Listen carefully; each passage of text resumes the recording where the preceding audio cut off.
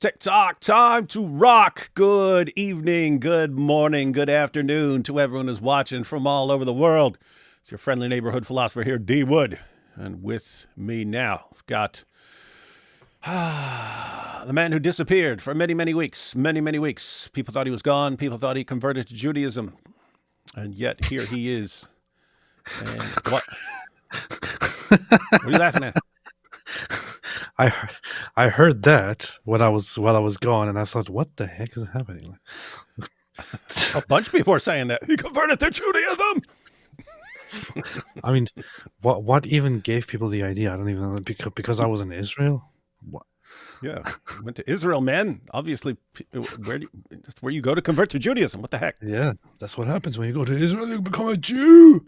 Hey, look at this. Zane counted. He said 11 minutes. Not bad. Huh. This is a weird situation where I had to delay for half an hour because I knew I'd be late. And then AP was here on time, but then disappeared for 10 minutes. I had to go pee, and it took me like 10 minutes. IP too. Hey, yeah. So my wife is out of town until Saturday, and then so I had to do the stuff that she normally does today, and then I find out all the crap she has to do during the day that I don't pay any attention to. So anyway, I took my son to jujitsu after he's out of school, and I do that like probably half the time. I take him to jujitsu and stuff, but afterwards I had to take him to this meeting. It's a meeting for kids who've had a sibling who died, right? To help them process things and grieve properly and so on. But it's funny because I was there just thinking like, what? Come on, the kid's fine, man. What the heck? What the heck? He went to the funeral. It's over. It's over. Why you got to still keep talking about this stuff? Apparently, these things can affect kids long term, and you don't even see it till it manifests itself later in life as some sort of issue or something like that. But I'm still like, I'm aware of that, but I'm still sitting there thinking, come on, kid's fine, man. Kid's fine. And I'm thinking, but then I thought, oh, that's why he really needs this meeting, because I'm like terrible. I'm terrible at anything. I'm terrible at any of this, or even comprehending that there's an issue to be dealt with. So, kudos to my wife for realizing that Kepler would be better processing things with a group and some professionals than with D Wood. So anyway, that's what I was at.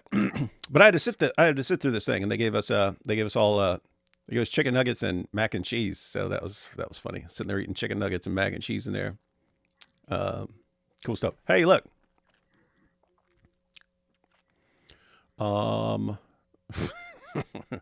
This guy sounds like a psycho. That's true. Hey, man, have you heard of this Mamdani guy? Out of your Mom Donnie. Mamdani. We're going to talk about your Mom Donnie. Your mom Donnie's so commie. Your mom Donnie's so commie. He wants to seize the means of production. Oh, snap. Hey, what's this? Did this happen? This happened a while back. Wait. Thoughts on Kanye apologizing to Jews? I remember he had a brief change a couple months ago where he's like, I'm not going to go after the Jews so much. Did something new happen?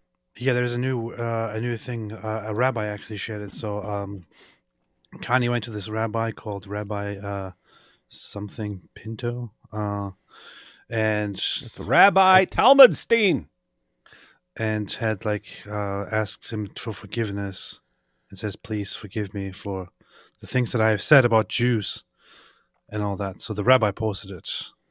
It's just him being like, forgive me. I haven't watched the video really. I just saw a little moment of it, but that's basically it. But the thing is, it's now on the media. It's now on the news. People are sharing it.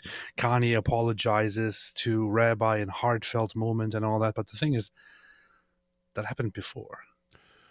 Oh yeah, and by the way, that's why we tend to Well, at least but I'm assuming you too, can tend to cut Kanye more slack than we cut other people. It's like we understand that he has these wild swings back and forth, and that if you catch him at a good time, he'll be good. If you catch him at a bad time, he can be absolutely terrible. But the thing is, it seems to be getting worse as he gets older. I don't know if that's a feature of that disorder, if that's just him or something like that. But yeah, I think it's just off his medications. That's what's going on.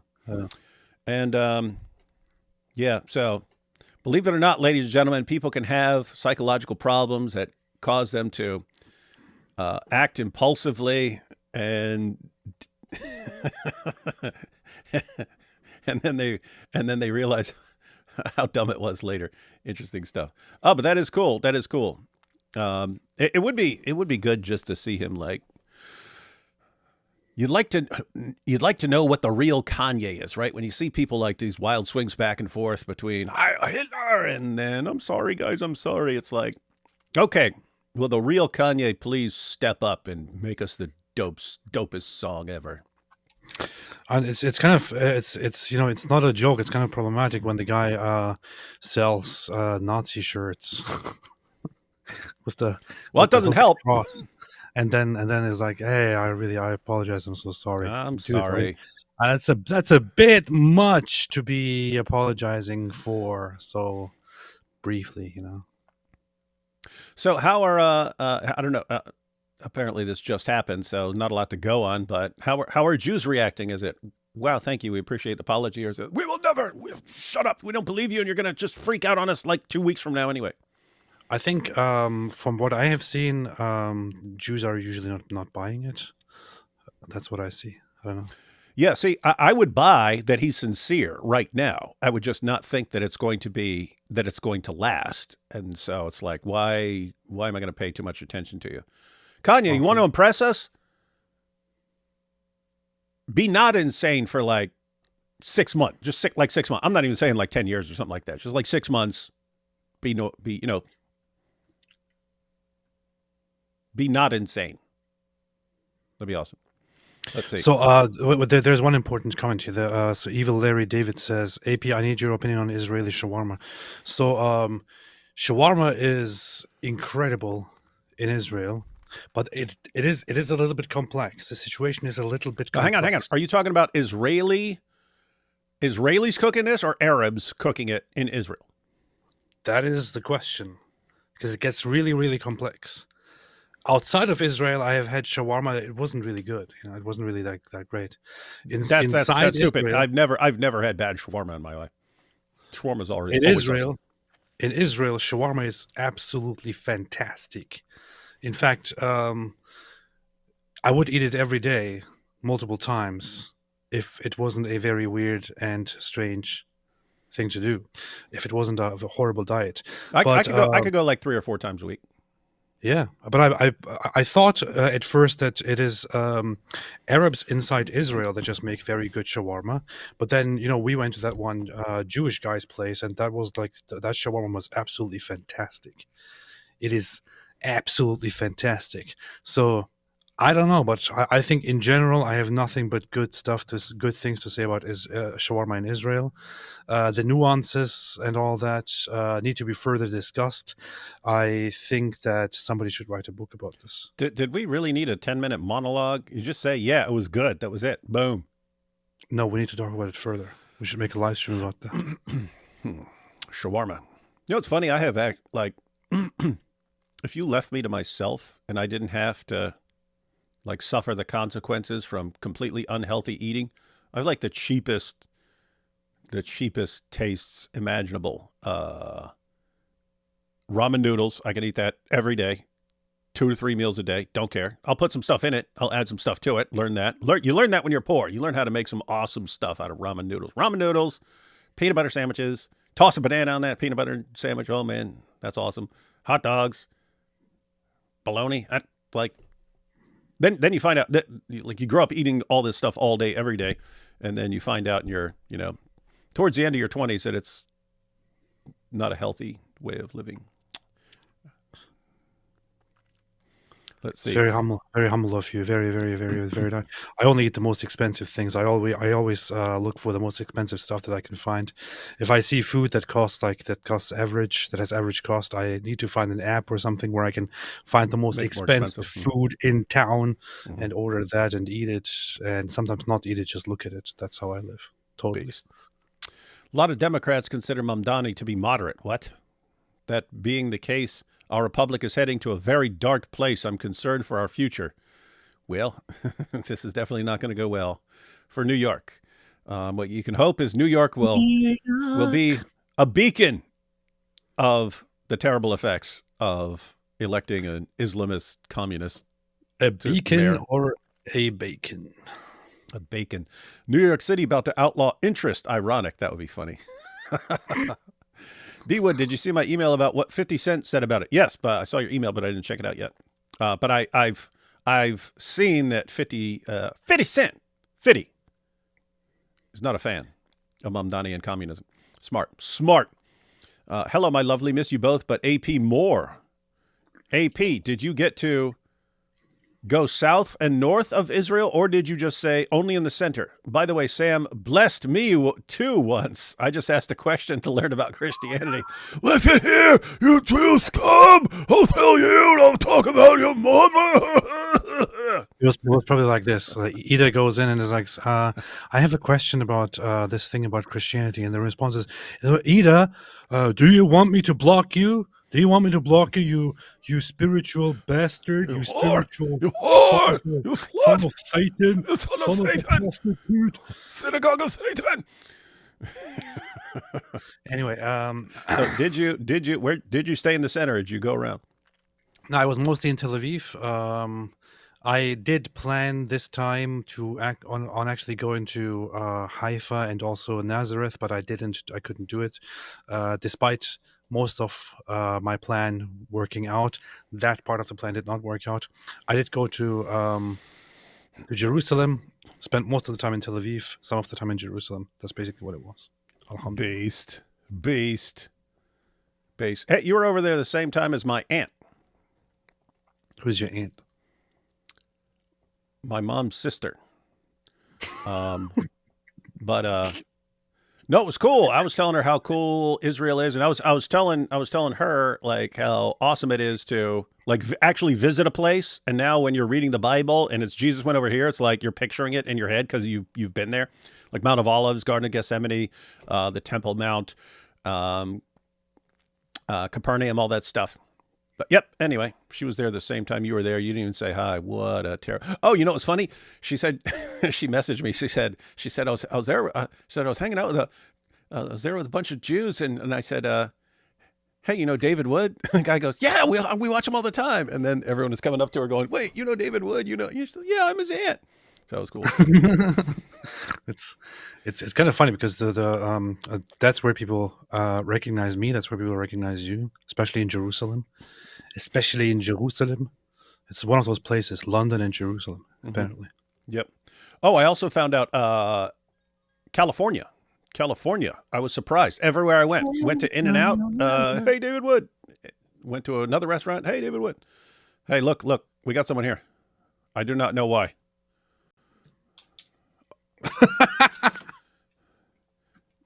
Dude, he came here to pee. Do you have thoughts? Do you have thoughts on Mamdani that we need to be aware of? Oh, I got all sorts of thoughts. I don't know. I don't think he's I think he's a huge threat, but I think he's probably just a radical socialist that's probably going to end up pissing off the Muslims. That's yeah. I agree too. And you wonder, like, I mean, how could these guys even be? We know the answer, but it's like, how could these guys be taking this guy seriously when he's like the biggest, most pro LGBTQ everything guy, every policy that Muslims in theory should have massive problems with, and yet somehow don't. So they seem to all understand, like, basically the same pattern as the Ayatollah in Iran, that if you want to take over, Muslims unite with leftists to tear down a common enemy, and then destroy and behead the leftists is what happened in Iran. But leftists also think like that. They just think they'll win. And I have to say, as far as like a place like New York City, like socialism would take hold much more quickly than something like Sharia. There, you'd be way down the road. You'd be way down the road for something like Sharia. Yeah. Isn't he like a Shia Muslim? Yeah, first of all, 12 or Shia. Yeah, that's what the Yeah, so, Ayatollahs are. Yeah. Yeah, but Sunni, I'm surprised like the Sunnis are supporting him, like, because I thought Look- they look hated at each other. Look at that. IP is jumping in, immediately turns into Sam Shimon like, oh, aren't you a Shia prostitute? What is the product of muta? Yeah. So, but dude, I mean, seriously, like the issue, it's not so much New York, and me and AP talked about this, that Western, the United States is pretty resilient in that you can do a lot of damage and we can still survive and like undo the damage over time and stuff. Some damage is like more lasting. Like if a bunch of the richest people in New York move to Florida as they're doing, or to Texas as they're doing, they're already doing it. It's just a question of how much. If a bunch of those guys pack up and leave, then what do you have to do? You have to, well, your plan was to tax them more. But if a bunch of them leave, now the ones that stay, you have to tax them even more to cover the stuff that you wanted these guys to cover. And then so more are going to leave. And, by the time you elect a new mayor, it's like, oh, guys, come back. We elected a new mayor. It's like, we don't trust you. You got what? We're going to go set up a long-term, lifelong business in a place that on the drop of a dime will say, hey, let's get a communist and put him in power. No, not interested. So you can get rid of people and lose people that you're not going to get back. And so that's New York. And so New York looks like it's on a very dangerous path. The concern is like, if New Yorkers fell for this, like, who's going to be immune to this? This idea of, let's get some young go-getter with a young face to go around and get all the college students riled up for him, even though it's stupid, insane policies that never work. The young people don't know. And a bunch of the old people have been brainwashed into thinking that in order to atone for the sins of colonialism, they need to vote this guy in and so on. It's like, that seems like that could work in a lot of other places. And so if they're all taking this as, wow, this is how we can take over an entire city. They've been doing it in the UK and in other places. Mm-hmm. But now it's going to be, hey, this works in the United States of America. Let's do this everywhere. Fun times, man. Yeah. I don't think it's going to be everywhere. We know, like, New York's a huge immigrant city. So, like, all the people that are elected him, it's mostly people that are immigrants. I mean, native New Yorkers, people that were born there, voted against him in that demographic. So, this is the problem when... Yep, not young people. It's fair. But, I mean, like, still, it's a lot of that. This is what happens when you do mass migration unmitigated. You bring in a lot of people, they start changing the culture. I'm not against immigration, but at mass immigration where you just bring in all these people, yeah, you're going to expect them to change the culture, and they're going to elect a socialist who's going to ruin the city. But I mean, this is another one of those historical learning phases, I guess they got to go through, where they have to learn that, oh yeah, this didn't work. Gee, I wonder why. I mean, anytime socialism is tried, it fails. It always fails. Venezuela, Cuba, I mean, Laos, Vietnam. I mean, you just go over the examples. It's always leads to authoritarianism, poverty, big separation between the elites and the poor. It just simply doesn't work. And over again. This time it's different. Look at this guy sounding like a filthy capitalist. This time it's different, man. This time it's different. Oh, he's got a point. Maybe it just hasn't been done correctly, IP. And so this time is going to work, man. If you want to try something that has failed every time it's been implemented and does nothing but destroy everything, what better place to try it than the richest city on earth? That's a good place to try out this awesome plan and see if it completely destroys the richest place on earth. So in your face. Hey, is this true? Is this true, IP? Yes, it says IP and God Logic found the Islamic Trinity, Allah, Umar, and the Holy Goat. We sure did. So obviously Allah is there. But then, the Quran challenges people to bring a verse like it. But what is it? It's Sahih al-Bukhari, 402 and 4483 says that Umar brought verses like the Quran. So, wow, that's odd. He's like Allah. He can reveal the Quran. And so he brought something like the Quran. He met Allah's challenge. And so when Surah 19 is referring to Allah, talking about his Lord who allows him to descend from the heavens, I believe it's in Surah 1961 to like 64. It's right in there. So we were like, well, that has to be Umar, because Umar is the only one who could bring something like the Quran. And then the holy goat, like you remember you brought up that verse about the sheep abrogate eating those. Well, the Muslim cowboy was like, well, that's just Allah abrogating his words, as he said Using when he a replied goat. to you on X.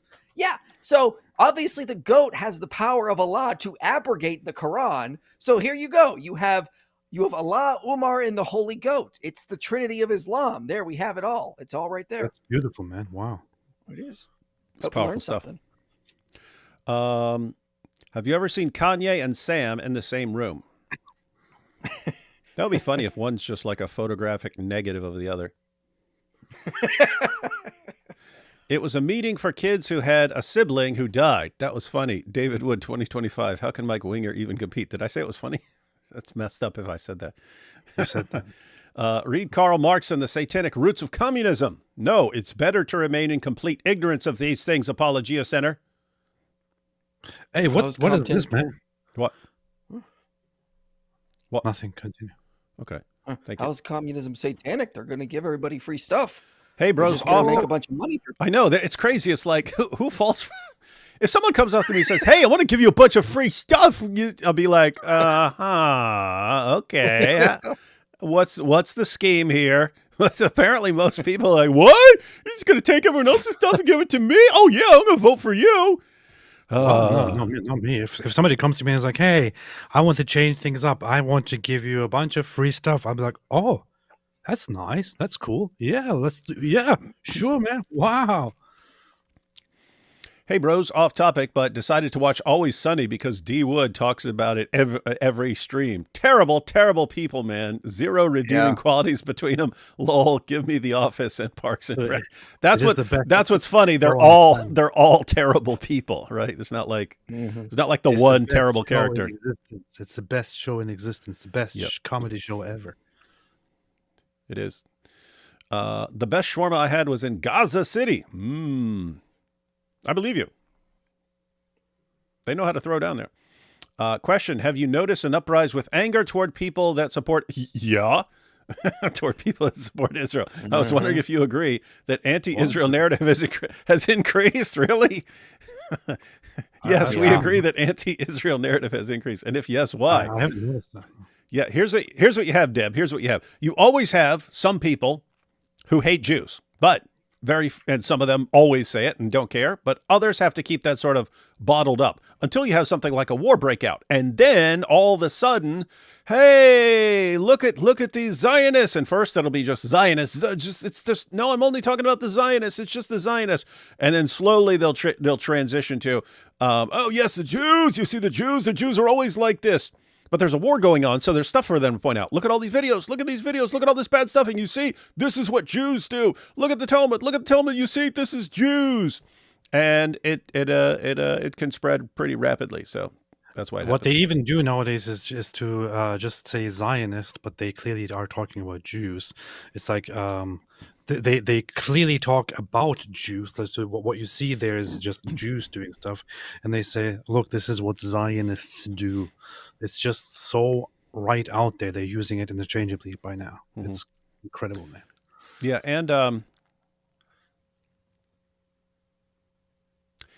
and it gets that's true. Yeah. The anti-Israel narrative has increased. Here's the thing. If a Jew does something, you can condemn it in a heartbeat. If there's a messed up passage in the Talmud, say, hey, that's a messed up thing that rabbi said, and so on. But for some reason, when things start off, anything that any Jew has ever done or anything any Jew has ever said becomes fair game to say, this is the Jews. That's my objection to all the anti-Jewish stuff. It's you'll take something this person did or that person did or this person said or that person said, and you keep saying the Jews. And when I object, when I say, hey, stop, no, that's not true. Or as AP did, no, it's not true that if a Christian can't walk down the street in Israel without getting spit on and so on. When you say that, they go, oh, why are you licking Israel's balls? He must have been paid $7,000 to say that. Oh, my goodness. He's been compromised. Now I need to go back and worship Nick Fuentes. And it's like, do you not realize how freaking pathetic you sound? Anyway. Right. By the way, David, his name is now Burrito Mussolini. Oh, yeah, I saw that. That's classic. Classic Burrito Mussolini. AP and Dr. Wood, the question my then 10-year-old granddaughter wanted an answer for from Sam Shamoon was, who was more important, Jesus or Judas? Her reasoning, no Judas, no crucifixion, no Christianity. Please don't call her names. What happened?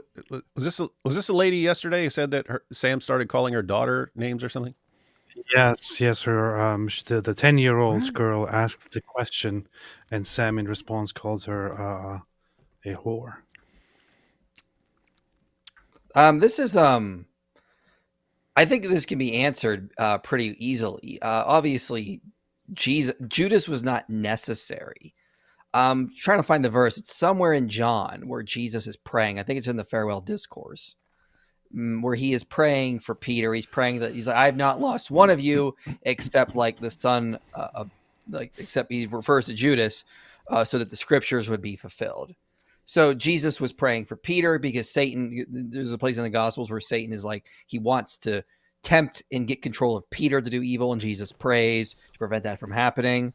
So it could have been anyone to fulfill the scriptures. Judas had basically made his decisions of who he was going to be, and so God just simply used him in that instance. Yeah. Go ahead. Oh, I just wanted to point out, and I mean, Judas just said, oh, he's over here. He gave them the location. They had already decided what they were going to do with him. So it was kind of a matter of time before someone said he's over here. He shared location. Yeah, he basically just shared a location. And so, I mean, there were more disciples beyond the 12, as the book of Acts shows us. So, no, Judas was not necessary. I mean, he made this decision. He was part of the plan. And God let him go follow his evil desires as he lets many people do. And that's just part of the free will that we have in this life. Yeah. So see how you can answer this question without calling a 10-year-old girl a whore. Yeah. So, long story short, the answer to your question is Jesus is more important. With that said, that's a deep, interesting question coming from a 10-year-old. Yeah, I mean, we don't want to call 10-year-olds whores or, what Muslims do, wives. Let's not do that. Hey, look at this. Sam called my mother a whore because I called him out for insulting people.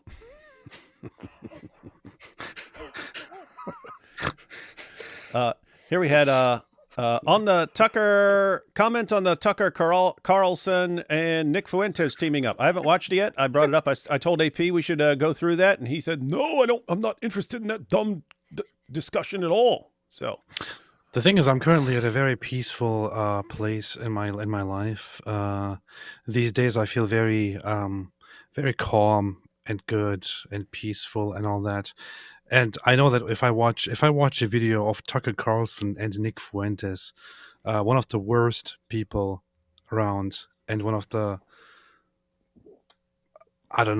people around, I'm gonna get angry. So I don't want to do it. We don't want angry AP. I didn't see the Tucker Carlson interview, but I saw him on PBD, and PBD was like, that was a pretty okay interview. I'd say I wish that Patrick would have pushed him in some ways, but like they played clips of Nick basically admitting that he thinks race mixing is a sin or degenerate. I also wish he pushed him. Yeah, what I heard, and someone confirmed this in the chat. There's the Tucker Carlson, Nick Fuentes interview is like, Tucker's like, well, why does everyone hate you? You're just a young boy that loves Jesus. And Nick was like, yeah, I'm just a boy that loves Jesus and wants to get along. And then Tucker would have been like, yeah, and by the way, the Jews are evil, aren't they? And they were like, yeah, the Jews are evil. I'm told that's basically the interview, is that basically Tucker just said, you're such a good young strapping boy. I don't know why anyone hates you. And we both hate the Jews. Isn't that right? Is that basically what it was like? Because I haven't don't watched it, but that's what people told I me. haven't watched it either. I would watch it live, which apparently I'm not allowed to do because AP's shielding his feelings from being negatively influenced by Tucker Carlson. On Tim Pool Show, a guy said, only thing he is sure is Zohran is gay. Possible. Would not be surprising. How long before Mamdani builds walls to keep New York Cityers in? Now, that would be awesome because that would lead right into Escape from New York with Snake Plissken having to do a rescue mission and bring all those rich people out. All the rich Jews should abandon New York. Yeah, imagine being rich and Jewish in that place now and having the next 4 years to look forward to. Kufar spent like a week in juvie, and now he thinks he's a psychiatrist. Sam has a disorder. Kanye has a disorder. Prophet Muhammad too. Dr. D. Wood, everyone. Yeah, there are a lot of disorders going around. That's true. Disorder. Iffy about Zohran. Has he had his al-Zut shots? Well, he's going to want some al-Zut shots if he wants to keep his strength going for 4 years. Sam should go to New York City. In a few years, he'll lose weight. Oh, because there won't be any food. It's messed up. What do you think of Dia Calzone? Yummy. I always wanted to move back to New York City, but maybe the Lord will call me to be a missionary to the Muslim nation of New York City instead. I do think Mamdani will have a difficult time implementing his commie ways. Yeah, there are... You can't just be mayor and think that you can do anything. So he knows that. You got to get other people working with you and stuff. So the big thing is just if the city makes it clear that they're heading in a socialist direction, that's gonna be bad for the city. Hi IP, I'm sorry. I know you were saying something clever, but my ADHD was focused on AP cleaning his chair and making a very serious face during that. I know. I for some reason, I'm not sure how that happened, but I spilled my Red Bull all over myself in the chair, so I had to clean that. I'm sorry. Well,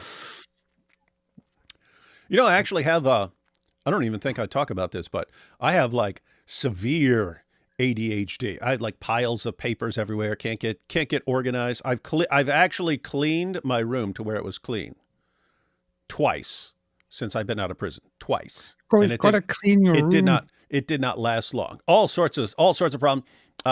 Back when I was in graduate school, they sent me to they have like a psychiatrist there on campus, a little counseling place in there and stuff like that. They're like, hey, you're massive ADHD. You got to go to a specialist. The specialist, once he found out like my past, he didn't say it like this, but the impression was along the lines of, we don't want to put anything into your, it's like, okay, you're a violent psychopath and now you're doing okay. We do not want to do anything to your brain that might trigger something. And we definitely do not want to help someone who could turn into a serial killer focus better. So it's kind of along those lines. Like, look, you may struggle with this, but we do not want to rock this boat if you're not being violent right now. And so just live with it, dude. Just live with it. This is an overreaction. He doesn't have the authority or will to do full socialism in New York City. Yeah, we grant that. That's not the problem. If he tries to arrest Netanyahu, it could help end sanctuary city policies, though. Too long to explain here. Yeah, again, that's not the issue. It's a vibe. Hey, we're going in a direction in this city where we're going after rich people and we want to take their stuff. That's very bad in a city that has the most millionaires of any city on the planet. And these are the guys you want to tax. Guess what? You're already taxing them and you want to tax them. They pay a huge chunk of the taxes. If you make them feel like they're the enemy in your city, there are so many other cities that are just saying, come here, please, rich people, come here. Florida's doing it all over the place. They're bragging about it. Come here, come here. DeSantis is saying, come on, come down here. Texas is saying, come here, come here. Just joining in. So how does apologists look like now, especially in New York City? How does apologists look? Or maybe he meant apologetics. Oh, yeah. Oh, apologetics is awesome. No, they'll be fine. There's a golden age some good right apologists now. there. Yeah, well, there's a bunch of good apologists running around New York right now doing some good stuff. We met a couple while we were there, so should be fine. They're not. Have y'all seen Myron? Have you all seen Myron on Steven Crowder's show talking about Islam trying to take over the West? Wait, did Myron go on Steven Crowder? Yeah, he said something. He said something similar to the clips we reviewed, where he was ranting about Muslims, like complaining about the Adhan 5 times a day in Dearborn and all this some stuff. Oh, I'm assuming AP would want to check that out. That sounds awesome. Economics. What's up? He's running. He's scared. He left. Economics 101. No such thing as a free lunch. Yep. Hey, free bus ride. No such thing. Where's the money really coming from? Did you know the Zionists built the Kaaba and drew the line in the sand, and they made Mo marry a 6-year-old and forced him to marry his son's wife? Yes. The Zionists did it. D. Wood, love you. God bless. Thank you. Thank you. Mike Winger is the kind of guy who already has his Christmas decorations up. Yep. What a horrible person. Even before Thanksgiving. Pfft. Sorry if this is a dumb question. I haven't heard a lot of Muslims say. I've heard a lot of Muslims say that they're against violence. Do they just not believe the violent things promoted in the Quran? Or how do they justify that? Well, it's going to depend on the Muslim. Some are just flat out lying, and some are sincere. And some people are just more peaceful by nature, and so they're inclined to reinterpret the Quran. And some people have been raised in a more peaceful country, more peaceful environment, and so on. And they interpret the Quran through that lens and so on. So yeah, it's going to depend on the person. That's what even when I debated Beck Lover, who's supposed to be a very peaceful, loving Muslim, wants to get along with Christians, I asked him, what about apostates of Islam? He defended the death penalty for apostates in Islam. So even the very peaceful Muslims will say, yeah, that's Beck Lover, man. Yeah. Who's Beck Lover? It's like Ed Lover, but he loves Beck.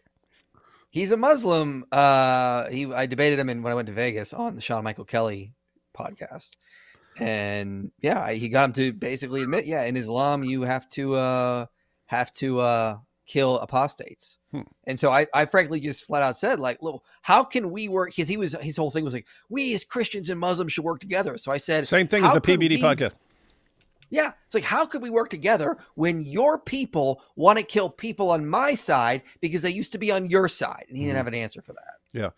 Yeah. It was the same thing on PBD where the point of his show was for Christians and Muslims to realize that we have so much in common and that we should be uniting and combating the radical left and so on. But it comes up in there that the two Muslims believe that the two Christians should both be executed, one for being an ex-Muslim and one for being a critic of Islam. Dude, it's just their religious belief. What is your problem with it, man? Why can't you just let people have their religious beliefs and practice them as they wish? If they do believe that apostates should be executed, don't you believe in religious freedom? Let them exercise their religious freedom. Why don't you answer the question? Oh, hey, AP, so for you to come visit Beersheba, I should pay you $7,000. I should have known. Ida, if you wanted me to visit Beersheba, you could have just invited me and I would have come, honestly. But he didn't because deep down, he doesn't really like you, AP. And I can't blame him. I'll come for 7,000. Ida is a she. Dark humor is like food. Not everyone gets it. Joseph Stalin, probably. Why is AP's head bigger than D Wood and IP in the screen split? Yeah, because AP always changes his stuff and then makes his head like giant, like a giant melon. I'm tiny. You guys are sorry, came in halfway, but what he's talking about doing, Massachusetts has already done, and they are doing just fine. Number of millionaires increase rather than dropped. Oh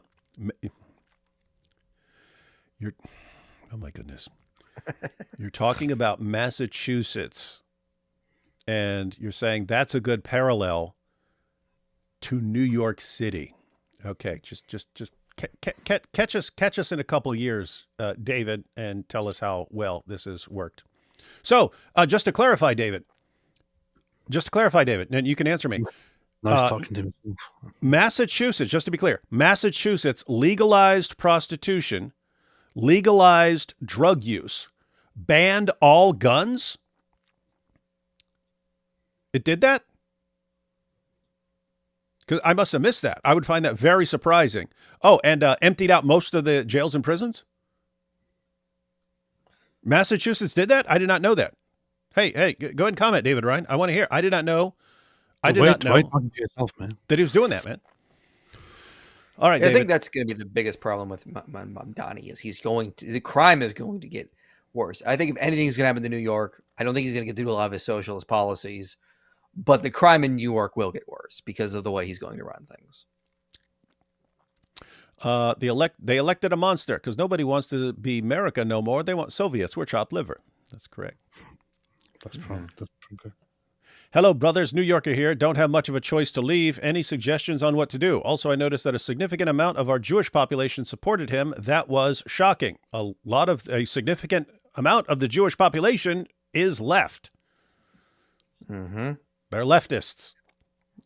Yeah, I don't know what they're doing. I mean, you just got to weather the storm. If you can't leave, you can't leave. It is what it is. God has placed you for their reason. Buckle up for the storm and get through it and just see how you can be used to help further God's kingdom there. I mean, that just is what it is. Nothing to do. Make sure you got a good job.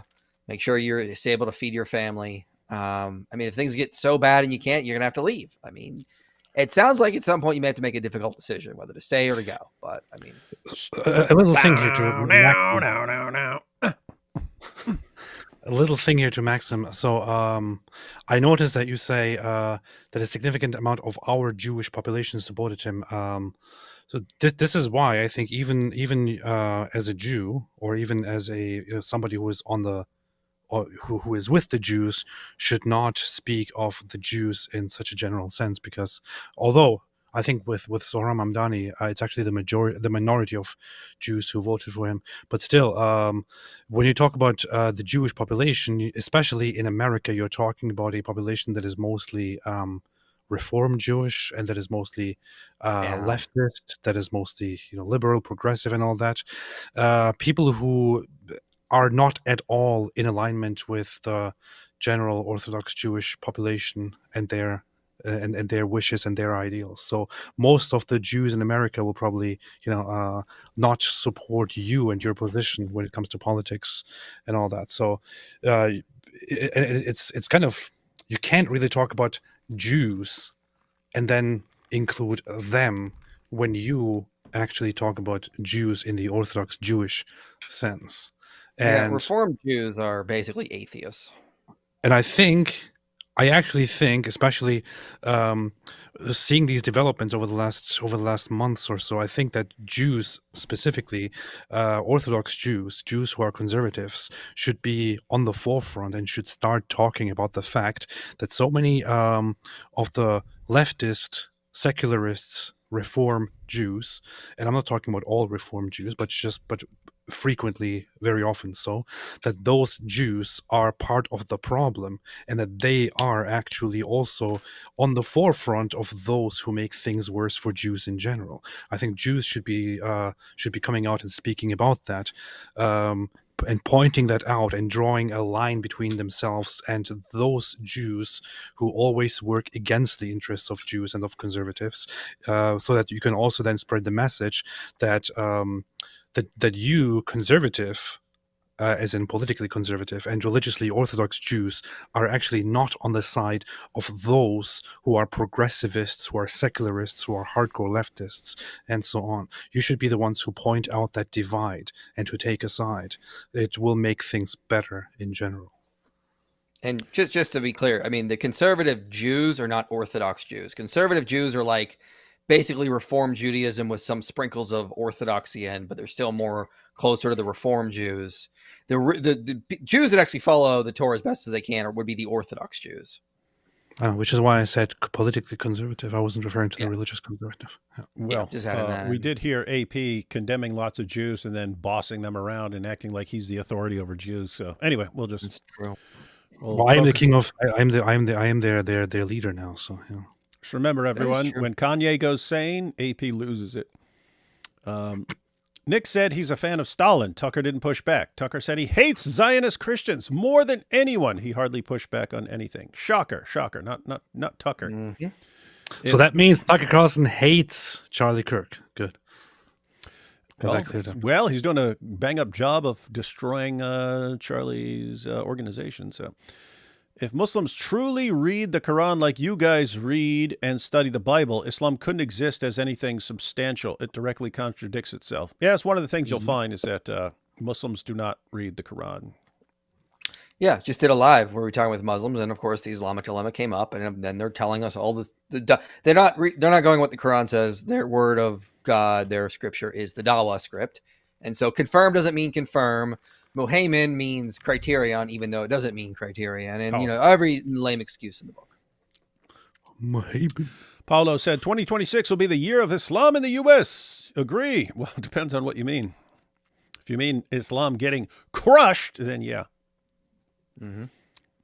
And I mean ideologically and psychologically. I was referring to Mamdani. Oh, there's a guy who said, no, it works. It works in Massachusetts. What works in Massachusetts would work in New York City. He says, I was referring to Mamdani's plan to levy a 2 to 4% extra tax on the wealthy because I thought you guys said his socialist policies would drive the wealthy out of the city. If all you had was a small tax increase, if that were the only thing, you might have a valid point, David. Mm-hmm. It's when you go actual socialist, or I mean, he sounds like a communist, like who's just tossing socialism out there because it's a little more acceptable. The rich are they're your targets. You think it's, we'll do 2 to 4%, and then everything's going to stay the same. I mean, he's basically bragging that he's making this a socialist city, and he's going step by step by step. In other words, if you have half a brain in your head and you're wealthy in New York, you say, this is step 1 of where this is going. Do I want to wait here to see if it turns out great, like in Massachusetts? No, they don't. And so they're going to leave. He said, I would be happy to debate this further. I think we should find a lot of agreement. Dude, we probably agree on almost everything, just to be clear. I think we would find a lot of agreement because I'm hardly a Mamdani supporter, but these super chats add up and I'm not wealthy. Oh, really? Well, that's the tax, buddy. That's the tax. You got to pay it. What do you want? Someone else to pay for your super chats? You want me to tax some millionaires to pay for your super chats? That's what Mamdani would do. Hey, we should come up with a system where rich people pay for the super chats of everyone else, and we make them do it, right? Like they don't have a choice. And it's like, hey, we saw you with your $100 super chat. You're going to pay this guy's $10 super chat because we know you got the money. It'd be awesome. So yeah, David. No, well, David. To be fair, these things could go in all kinds of directions. It's possible, as I mentioned before, that someone sits him down and says, okay, you could do a couple little things, but you're not doing this because this will ruin things or because this will be too bad for the party. So there's a possibility because he's got to work with other people and there are powerful people. And so they could kind of keep him on a leash so that he can't go too far with his stuff. Or things could go really, really bad, really, really quickly. So it's, we can make our predictions but we have to see what happens. That'll happen. Yeah. Fuentes is horrible, but some elite lefty coastal Ashkenazi Jews really are trying to kill the rest of us. I say this as a Jewish American. It's okay to talk about Alex Soros. What is it? He's talking about George Soros and his like grandson or something. Oh yeah. Yeah. The fact that they're doing that has nothing to do with their ethnicity, though. Like, this is a weird correlation. These are Jews. This is what the Jews do. AP, you are always invited to Bir Shiva to see lots of Bedouins, camels, and me. But you should know, I don't have 7,000. Why is he going then? Next time. Okay. Jews are part of the problem. AP 2025, how things have changed. That's what I said. Yeah. Brothers, I attended one of Sam's live PC. What's a PC? I mean, it's personal computer, but what's live PC? Public chat, right. Maybe. Okay. Sam's live something. You can't curse people and preach Bible. Sam lost his path, and we will pray for him. Love you all, and God bless. I will say, I just have to say, we're going to talk about this in length. We're going to talk about this extensively. Sunday. But in all honesty, yes, Sunday. But in all honesty, imagine you are a Christian and you go on a channel to listen to stuff about Christianity, and on that channel you ask a question as a Christian, and in response to your very innocent question, or which to your question which appeared very honest and innocent to you, the response that you get is that you're a son of Satan and the child of a Shia muta prostitute and all that. And, and if this is happening on every single live stream, I honestly have to say nobody should be listening to that channel anymore. Yeah, Nobody should listen that. Nobody should regard that channel as a good channel. Nobody should regard that channel as a source of goodness, of good morality, of good anything. Nobody should listen to that anymore. And I fooled myself thinking, I can't judge that guy and all that. When everybody else around me was telling me, "Hey, dude, don't interact with him," I thought, I'm a terrible person in many ways. I won't judge him. I'll give him a chance. All that. I'll give him a chance, and then he actually started attacking me. And then he actually started attacking me in the most vile ways. And I realize now only, unfortunately, I was dumb enough to not see it. I realize now only that that he is an absolutely horrible person, and that this is him just being a terrible person is not the only thing. It is that he has a major channel that is supposed to be a Christian channel where he preaches and where he teaches. Right. And together with those teachings, you get some really, really, really sickening behavior. And nobody should be listening to that channel. Yeah. Here's how this actually works, right? When you're online, you're drawing from a pool of the entire world population. There are enough people in the world who like that kind of behavior that you can actually get a following just with the terrible, terrible behavior, right? And it's kind of a process of unnatural selection, right? People say, "Hey, go on here, Sam. He's great Bible teacher, and he's humiliating the Muslims and stuff." People are like, "Oh, let me go on there and check this out and stuff." And then they're a whore, you slut, you're whore, your mother the whore. Lots of people are repulsed by that and they go somewhere else. Well, guess what? The people who like that sort of thing or into that sort of thing, or who like being abused and talked to like that, or who like watching other people be abused and talked to like that, well, they stick around. And so he always has this like core following, and he loses some of those people because eventually he had people like, they're just, okay, I'll put up with this because the great Bible teaching and stuff. But eventually it's like, I can't. And they go away, but new people come in. And so that's how it works.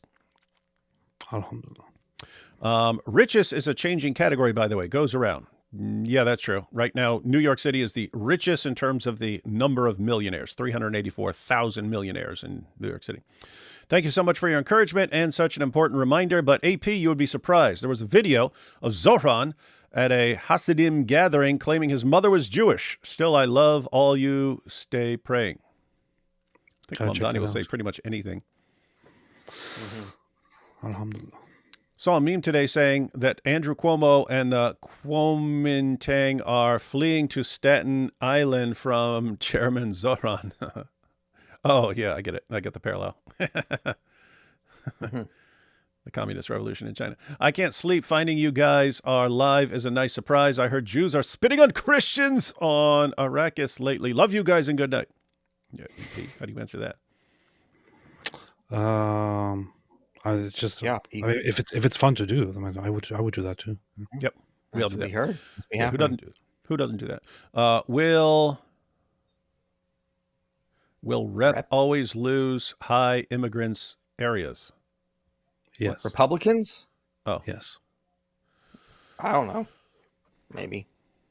No, you have you do have lots of like Hispanic immigrants are actually more conservative. They're culturally more conservative, and they don't fall for the vote for this policy that goes completely, vote for this person who will impose these policies which are diametrically opposed to everything you believe in. So just keep in mind, immigrants come from a bunch of different places, and they have a diversity of views and ethical standards and so on.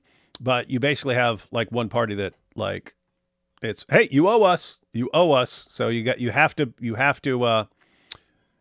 to constantly vote for us, even if we're going against everything you believe in. And Trump- some people fall for that, but some people don't. Trump won a bunch of like high Hispanic counties on the border in Texas this past election. So, you know, it's definitely not going to always be a Republican loss. It will change on different policies. That Sam dude reminds me of my older sister. I cut all ties with her almost 10 years ago. Best decision of my life. Well, some people are completely toxic. If Jews do bad things, it's not because they're Jews. Jewish culture doesn't say to get rid of other groups. Some of these chatters are bonkers. Yeah, we know. We trust. I'm sorry. That's not how it works. If a non-Jew does something bad, it is that person's fault. If a Jew does something bad, it's the fault of all Jews. That's how it works. Yeah, That's very true. So how are you not getting this? We've pointed it out many times. I'm very concerned about Israel's future. Mamdani proved you can be anti-Israel and still win elections. Polls show that the youth have become increasingly anti-Israel. Yeah, that's true. And Nick has got a grip on the youth and gets 50,000 plus views. Yeah.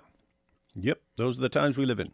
Those are the times we... Yeah, I mean, we also got to think, though, like the anti-Israeli sentiment has sort of come up within the past couple of years.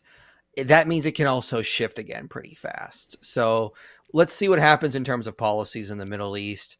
I don't think the Islamic nations out there are just going to be peaceful, loving, hunky-dory places over the next 20 to 30 years. I'm sure we're going to see a lot of changing and shiftings in geopolitics that's going to cause a lot of people to go, wait, Israel is actually an ally against this monster called Islam. And so we'll see changes. All right, guys. Why are you talking about Israel? You're Israel first. Hey, let's go ahead and check out some of Mamdani's victory speech. I have not watched it, but I heard he didn't come across as the super nice, friendly guy, and he started sounding more Stalin-esque in this speech. But let's go ahead and see what all the fuss is about.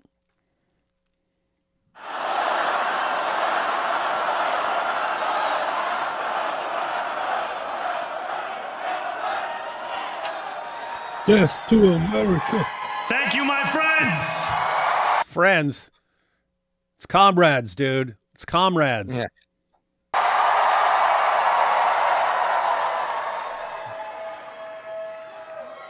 The sun may have set over our city this evening, but as Eugene Debs once said, Isn't that a socialist? I quoting can a socialist. see the dawn of a better day for humanity. People cheering like crazy because he quoted a socialist.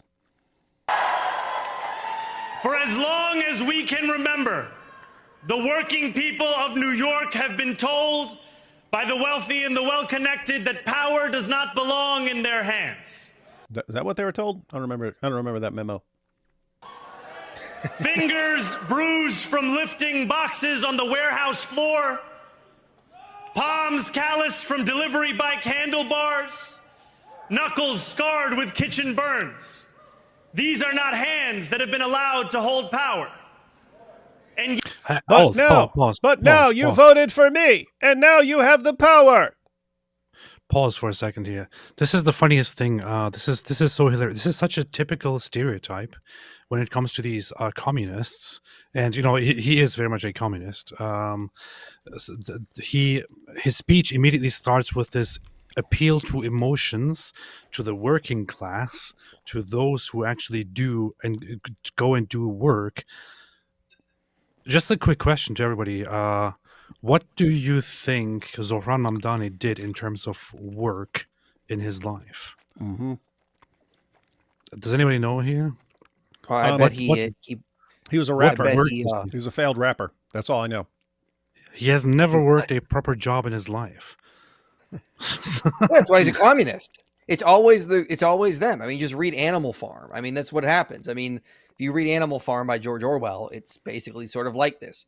The pigs lead the revolution to take over, and then the one pig doesn't really do a lot of work, but he gets in charge. And then, of course, now all animals are equal, but some are more equal than others.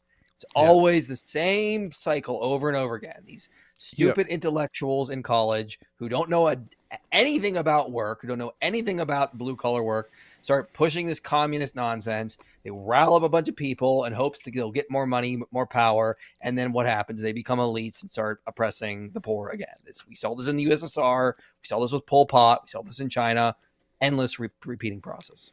Yeah, think about this. I mean, this is Zohran Mamdani from an immigrant family. His father is an extremely anti-American professor at Columbia University. So his father is a professor at an Ivy League school. His mother is an award-winning film producer whose films for, I think, a decade were funded by Qatar. Zohran has absolutely no qualifications, and yet he's just been elected mayor of New York City. And he's saying that this means that the guy with, scuff marks on his knuckles from his job now has the power. And people cheer for that idiotic nonsense. And the funny thing is, he's talking as if it was the working class that elected him. According to the data, the working class did not elect him. He was mostly, so those who caused him to win the election were the middle class and the upper middle class. So it wasn't the working class. So who is he talking to here? It's very funny. Pretty lame and stupid. Let's see. This is how it Over always the goes. last 12 months, you have dared to reach for something greater. And that thing is me. That's what I was just thinking. Tonight, against all odds, we have grasped it. Growth. What?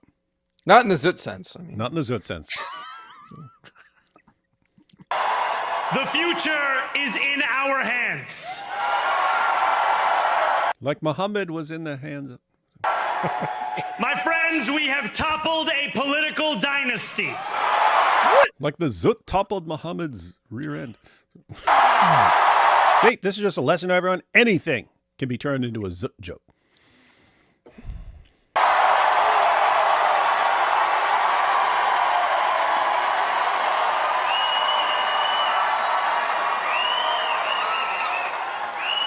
I wish Andrew Cuomo only the best in private life.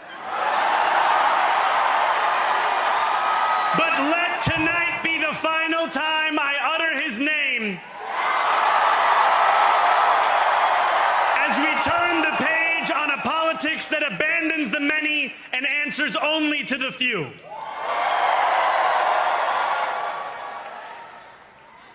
New York, tonight you have delivered a mandate for change.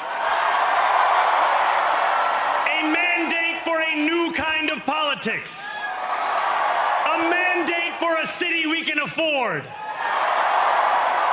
And a mandate for a government that delivers exactly that. I'll No. bet my savings account that the city will not become more affordable. Yeah, and I would. Unless it just turns into a hellscape and no one wants to live there, and you can just buy stuff. But no, it's just people voted for this. I mean, leading right up to the election, once people finally started paying attention to what he's claiming, things started shifting, and it was I saw something like if the election had been a week later, given how people's view of him was changing because everyone started sharing clips of all the insane stuff he was saying. If the election had been a week later, he would have lost based on the amount of ground he was losing just because people started actually sharing all the insane stuff that he said. But him saying, "Hey, you voted for this, you voted." A bunch of young people on college campuses got revved up by a guy running around. Hey, I'm the young guy. I'm going to stick it to the establishment and I'm going to make this city affordable and I'm going to give everyone free stuff and I'm brown and I'm Muslim. That's what they voted for. Not that they weren't voting for, yeah, let's legalize prostitution and let's legalize drugs and let's do this and they weren't voting for that, man. On January 1st, I will be sworn in as the mayor of New York City.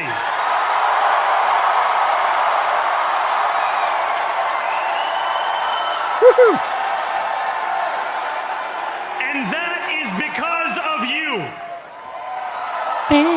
That is because of you and your ignorance and your gullibility and your complete stupidity and your lack of understanding of anything in history or in politics or in reality. It's all because of these things that I now stand before you. Wait a minute, what the heck? What? I'm checking the exit polls of the elections here. On the question, do you think the condition of New York City's economy is those who answered good, 59% of them voted for Zohran Mamdani. Those who said it is not so good, only 48% voted for him. Those who said the economic situation is poor, only 42% voted for him. So this is, I don't get it. The highest percentage of voters who voted for him actually think that the economy in New York City is good. But aren't they supposed to vote for change here? Especially economically? Isn't that what's being propagated here? I don't really understand. You're trying to use reason and apply it to this. That's just not going to work. We're talking about a socialist, okay? They don't use reason. They believe in fantasy land. This is so strange. Okay. I think you guys are both just jealous of Zohran. So before I say anything else, I must say this. Thank you. You're welcome. Thank you to the next generation of New Yorkers who refuse to accept that the promise of a better future was a relic of the past. You showed that when politics speaks to you without condescension, we can usher in a new era of leadership. We will fight for you because we are you.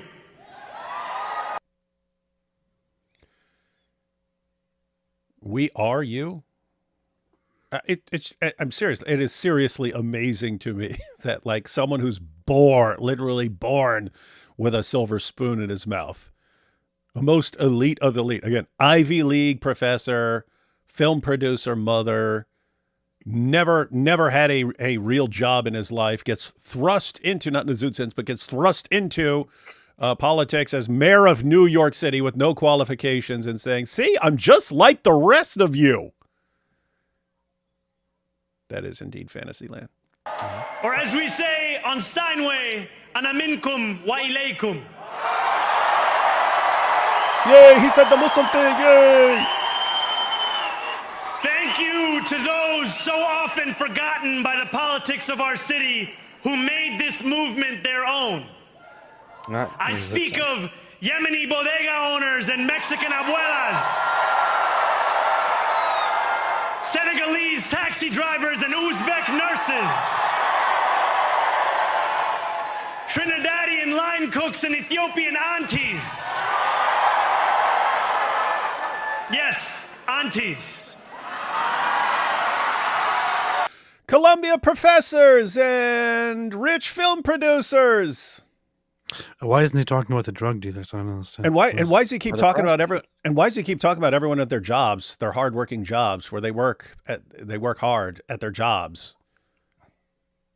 And he's like the opposite of them and acting like he's one of them. It's like, how are people so stupid that they fall for this? Why is he not talking about white people? Yeah, what about white people? To every New Yorker in Kent. It's funny. It'd be funny if he was going down the line and then he said, and dirty Turkish criminals. People would have lost his mind. Be like, what? How dare you talk about Turkish people? How dare you? Sick. Kensington and Midwood and Hunts Point. And Jewish genociders. Boo! Waiting for him to say that. Know this. This city is your city, and this democracy is yours too. This campaign is about people like Wesley, an $11.99 organizer I met outside of Elmhurst Hospital on Thursday night. A New Yorker who lives elsewhere, who commutes 2 hours each way from Pennsylvania because rent is too expensive in this city. It's about people like the woman I met on the BX33 years ago, who said to me, I used to love New York, but now it's just where I live. All right. And it's about people like Richard, the taxi driver I went on a 15-day hunger strike with outside of City Hall, who still has to drive his cab 7 days a week. All right. My brother, we are in City Hall now.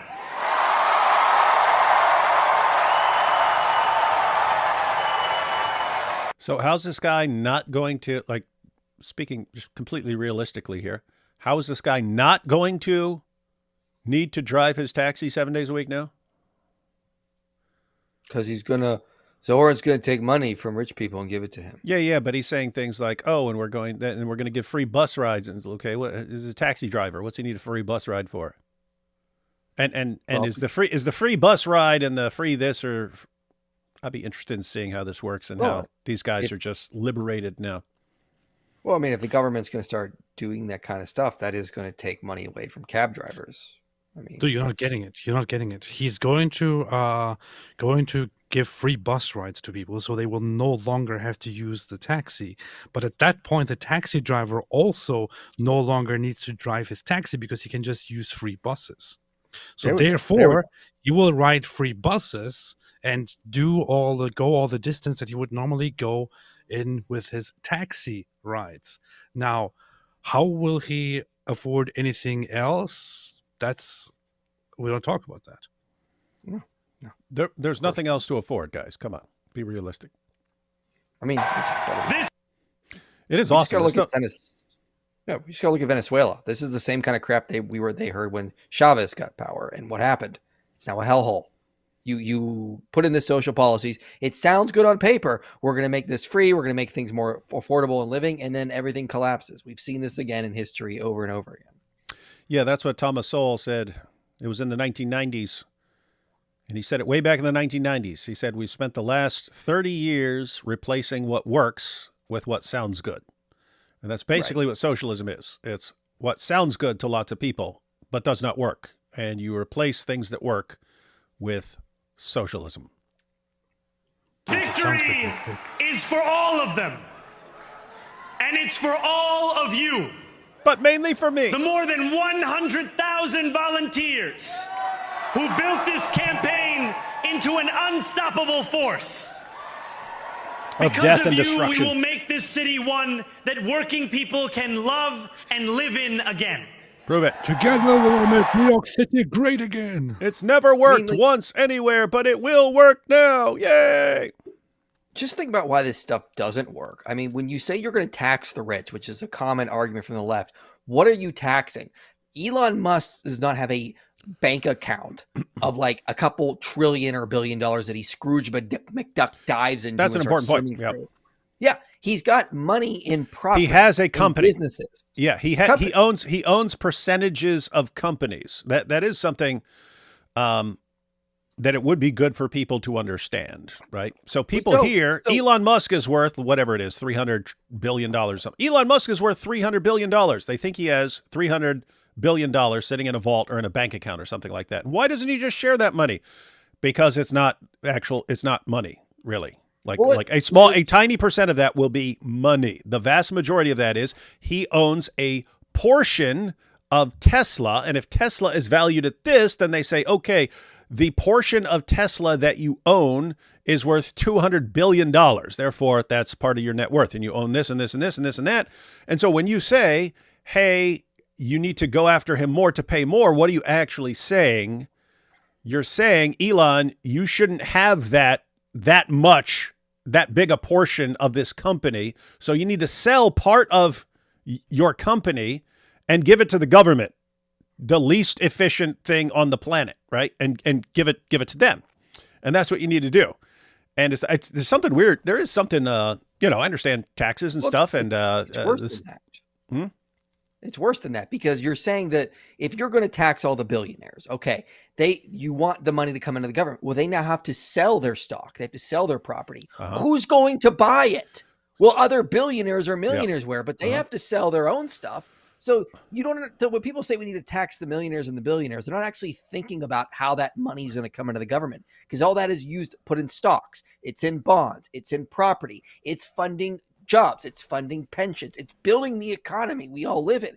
If you take all that money out of the economy and put it into the government, you've just made the economy worse, because you've taken all of that property, all those stocks, all that value out of the actual market, and it's been liquidated, and now it's supposed to be turned into profit to give to the government, instead of it working in stock in like Tesla, which goes to fund that kind of stuff, which helps to build the company, that kind of stuff. I mean, so when you say you're just going to tax the rich, you don't understand how this works. But this is what happened in Venezuela. They took over the oil companies and basically it was a private oil company. They made it public sector, and the value of that went down, because now it's just owned by the government. It no longer has the value, no longer has people working for it that want to make a profit to pay investors. Investors can't fund money into those companies because it's just owned by the government now. You cause the economy to shrink when you do that kind of stuff.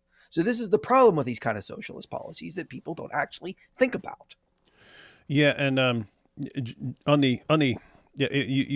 we kind of already talked about this, and it was included in there, but like, it's really important, guys, that people understand when you hear, let's say Elon Musk has $300 billion or something like that.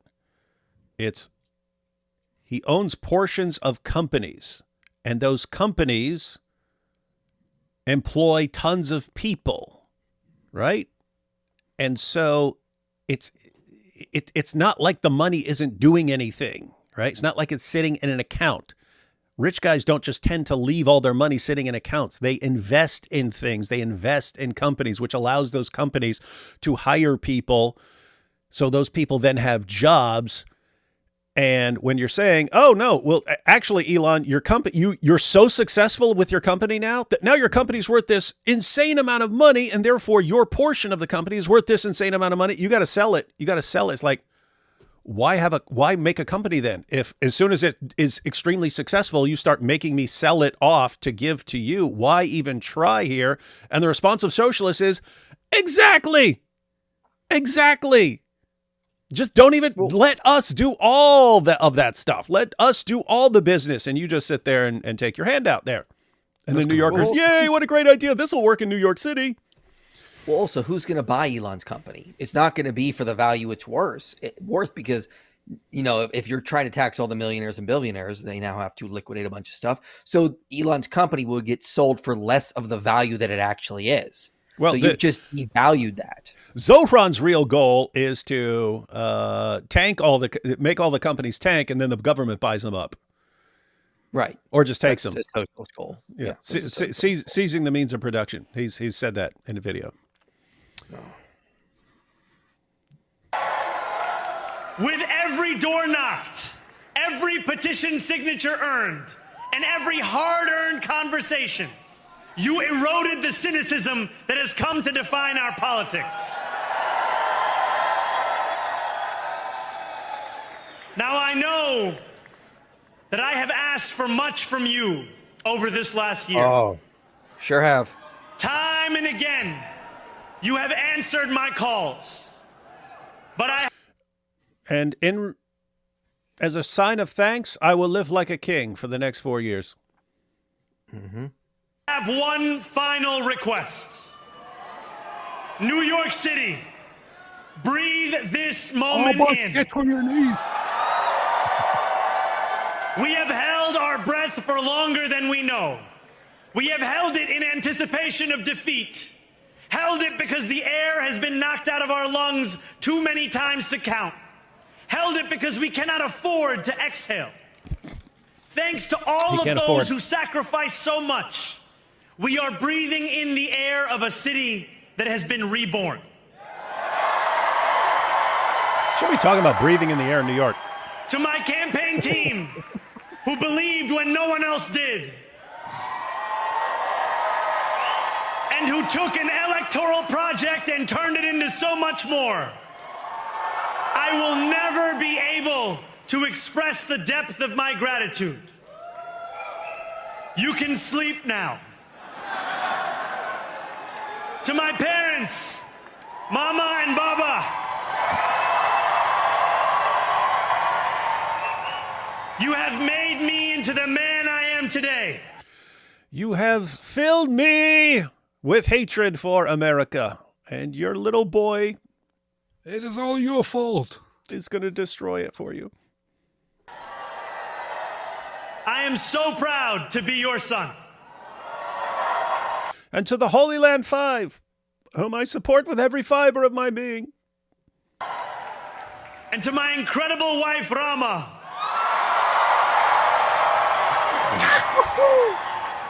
Hayati, there is no one I would rather have by my side in this moment and in every moment.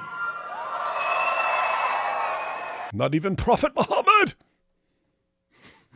To every New Yorker, whether you voted for me, for one of my opponents, or felt too disappointed by politics to vote at all, thank you for the opportunity to prove myself worthy of your trust. I will wake each morning with a singular purpose: to make this city better for you than it was the day before. Wait, so you're trying to make New York great again?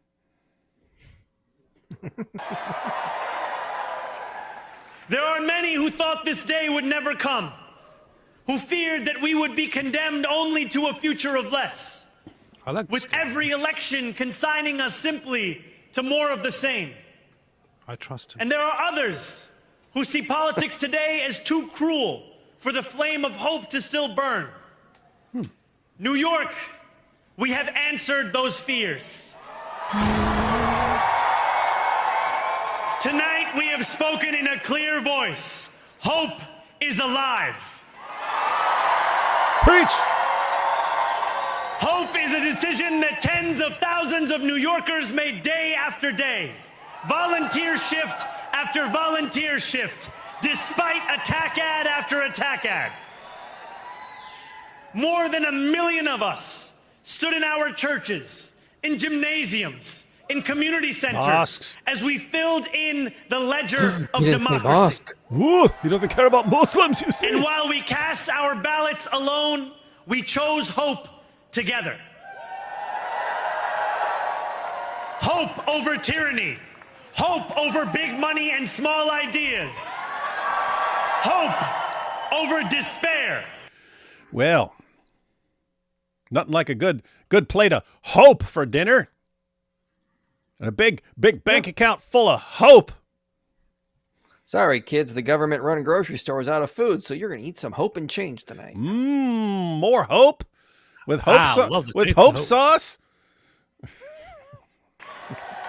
And to the Al Zut, thank you for impregnating my prophet with your manliness and inspiring me. We won because New Yorkers allowed themselves to hope that the impossible could be made possible. And we won because we insisted that no longer would politics be something that is done to us. Now it is something that we do. Let the zoot. Not in the Zut then. Standing before you, I think of the words of Jawaharlal Nehru. Another socialist. A moment comes but rarely in history when we step out from the old to the new, when an age ends and when the soul of a nation long suppressed finds utterance. Tonight we have stepped out from the old into the new. So let us speak now with clarity and conviction that cannot be misunderstood. The streets will flow with the blood of the unbelievers. About what this new age will deliver and for whom. This will be an age where New Yorkers expect from their leaders a bold vision of what we will achieve. rather than a list of excuses for what we are too timid to attempt. Central to that vision will be the most ambitious agenda to tackle the cost of living crisis that this city has seen since the days of Fiorillo LaGuardia. Here's the thing about that. Like, hasn't like the city basically been Democrat runs for like the past like 2 decades? Like, you if you had Giuliani, and then before and after that. Yeah, basically it. I mean, so like, if you've been pushing progressive policies, like you think a little bit of that would have helped. Now it's like saying, well, the thing is that, oh yeah, we were only doing we were doing socialism light. Let's do socialism max. That'll fix everything. Why isn't it that it doesn't help with it? Socialism never works. And the answer is always, well, we just need more socialism. We didn't go too far to the left to fix this kind of stuff. Meanwhile, I would argue that if you start pushing like libertarian or conservative policies, we're going to cut taxes here, we're going to cut regulation here, you do see good things come out of that little by little. I never see it on the other side where it's like, well, we didn't cut regulation enough. Like, it's like a little bit does seem to help, I would say.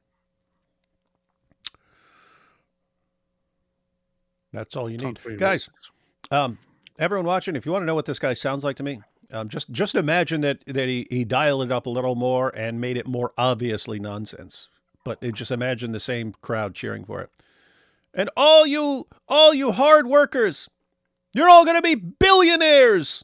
Yay! I'm going to take all the rich people's money and give it all to you, and we're all going to be billionaires. Yay! We're all going to be sitting down, being fed grapes like Ali Dawa, and that's going to be our lives. Yay! It's like, okay, how do you actually make this stuff work without destroying everything? That's the question. An agenda that will freeze the rents for more than 2 million rent-stabilized tenants. You see, he has an agenda. He said he has an agenda. So, rent freezing is so bad. Like, if you tell a landlord you can only charge $1,000 for this apartment, okay, now you've just incentivized him not to invest a lot of money into that. Fix your water pipes? I don't have the money for that. What? Fix your stove? I don't have the money for that because I can only charge you so much money, and I have to pay taxes. I have to pay this. I have to, all sorts of other costs that go into these kinds of things. So like freezing always leads to lower quality because as the market changes and goes up, those apartments can't go up along with it. So I'm not saying the rent problem in New York is hunky-dory. It's obviously a problem. You're not going to fix that by rent freezing, though, without deregulating and trying to make it more of a competitive market. That's one of the main problems. Of course, New York's main problem is it's just overcrowded. It's like there's nowhere else to build anymore, so value just is going to increase in what is already there because you just can't go build new places. So you cannot increase the surplus. There's more demand than surplus. That's just basic economics. With someone like him, seems like the goal. So you rent freeze, right? That's another thing. It sounds like a good idea, and can be in certain limited, if there's a temporary thing or a temporary problem and stuff like that. Yeah. But generally, the idea, guys, is hey, you're renting an apartment, and this guy cannot charge you. He can't raise the rent on you or something like that. Well, guess what? You have inflation, all kinds of other things, and changing property values and so on, and IP's pointing out, hey, if all of a sudden costs go up and I can't raise the price, then what happens? With someone like Mamdani, seems like the goal would be, well, then the government buys up all those properties that you don't want to take care of anymore, and then we control them all, and we buy up all the businesses and so on, and eventually we get our socialist dystopia. Make buses fast and free. And deliver universal child care across our city. Whoa. Yeah. Okay. Years If you make buses free, now you've just ruined the value. No one's going to care anymore. Like, if you have to pay for a bus fare, it tells something in your brain, I have invested money into this. I should respect it more. It goes back to the kid who's given a sports car by his father. He never had to earn it or work for it. Like But Zohan. he's going to be doing donuts in the parking lots. He's not going to care about the car. If someone has to earn a sports car, they take better care of it. That's just standard for anything you're going to invest. If buses are free, no one's going to really respect it. Like, no one's going to really actually think there's any value in there because they can just get on, get off, do whatever they want. It's going to decrease the quality again. This is just standard human psychology combined with economics. When you make stuff free, people don't respect it more. Like the guy that there was a guy that was putting out, I heard the story, but in the 50s, he's putting out sunscreen. No one was buying his sunscreen. He increased the price of the sunscreen, and people started buying it like crazy because they saw it as more valuable now. So sometimes even companies will overprice things to make it seem more valuable than it is. And then people want to buy that because human psychology tends to gravitate towards that. We tend to value things that actually cost. When something is free, we tend to not really care that much. As someone who rode the New York subway over and over and over and over and over again, I just think about apparently it got worse after I left, because then you ended up with like more violence and stuff happening, people pushing people over the tracks and stuff. Because here's what happens, guys. I don't know what he plans to do about this. But you have people who are in mental hospitals, and you have people who have mental problems but are not in mental hospitals. They tend to hang out on the subway and on the buses. And they hang out definitely like in the summer when it's hot, they hang out on the subways and buses because they're air conditioned. And then in the winter when it's really cold, they definitely hang out on the subways and buses because it's warm. Kind of fun sometimes with some of the funny, crazy people. Not nearly as fun when it's the hostile and violent, crazy people and so on. But I'd be interested in how this free buses and so on works out for everyone. Well, See what happens. Why do you guys have a problem with free buses? Man, I don't know, because they don't work, man. I don't know. Someone in the chat said, "Well, what should we charge money for playgrounds?" No, that's not what I'm saying. But I mean, I live in Tucson. Okay, the public playgrounds are covered in homeless people, graffiti. Things are always broken. If I take my daughter to one of the trampoline parks or to a McDonald's play place, they're always kept better. So no, I'm not saying charge for playgrounds, but just look at the difference of what happens when something is public and free versus something that you have to charge for. When you go into those trampoline parks, you can't destroy things, but that happens often with the public places. There's graffiti all over the parks here. It just happens. This is human psychology. I'm not saying that's the way it should be, but it is the way it is. And this is the problem with socialists. They don't understand human nature. They did not understand what Immanuel Kant said when he said, out of the crooked timber of humanity, no straight thing ever formed. Humans are not just good creatures, and if you give them free buses, they're going to take care of them. No, they're going to abuse it because we're naturally selfish. We're naturally sinful, as the gospel says. And so that's why capitalism works and socialism doesn't. It actually is more in accord with our nature. And, I mean, people do pay for their parks. You pay that in taxes and so on. Mm-hmm. The question is, should everything just be covered by taxes? Like, should your car be covered by your taxes? Should your bus rides, should everything just be covered by taxes? According to these guys, yes. And that's the direction they want to head in. So if you think that's a good idea, I mean, I would have assumed that just by learning how communism, socialism always fail, and I would assume that at least you would see how completely incompetent governments can be, especially when they have no competition because they control everything. That the end, even if it sounds good, hey, the government will just control everything and give us everything. And then we work for the government and, the government gives us what we need. And as good as that may sound, it sounds awful to me, but as good as that may sound to you, it just doesn't work. There was a reason if you were an American tourist and you went to the Soviet Union in the 1980s, people would be begging you, offering anything they have to get the pair of pants you were wearing. Because the pants they made there were crap, because there's no incentive to do a great job. because you're getting paid the same if you're guaranteed a job and you get paid the same whether you're the greatest maker of pants in the world or you suck. There's no incentive that the harder I work, the more of a success I can make. There's none of that. It doesn't. So, and what happens? Everything goes to crap. And socialism, communism tends to destroy Christian culture as it historically did. That's what keeps people virtuous. Because you need the state. You need the state to be God, and you can't have some other God that people are loyal to. They do. The socialist makes the state God, and it replaces actual God. And this is what happens. Like the more we go into big government, the more people depend on the government, and they don't look to God as the main source. I mean, this is one of the values of Western societies. We develop different institutions, whereas the socialist wants to return to some sort of like neo-primitive form where everything is under the rulers and the leaders.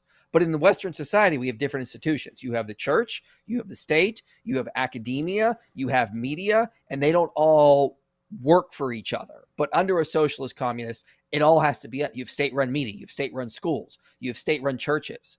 It puts everything back under that. When you have different institutions that manage things, like a church that deals with people's virtue, and they're not being paid for by the government, they're incentivized to go out and actually win converts and make people virtuous, to actually preach the gospel, because they need to actually, like justify why they belong in society.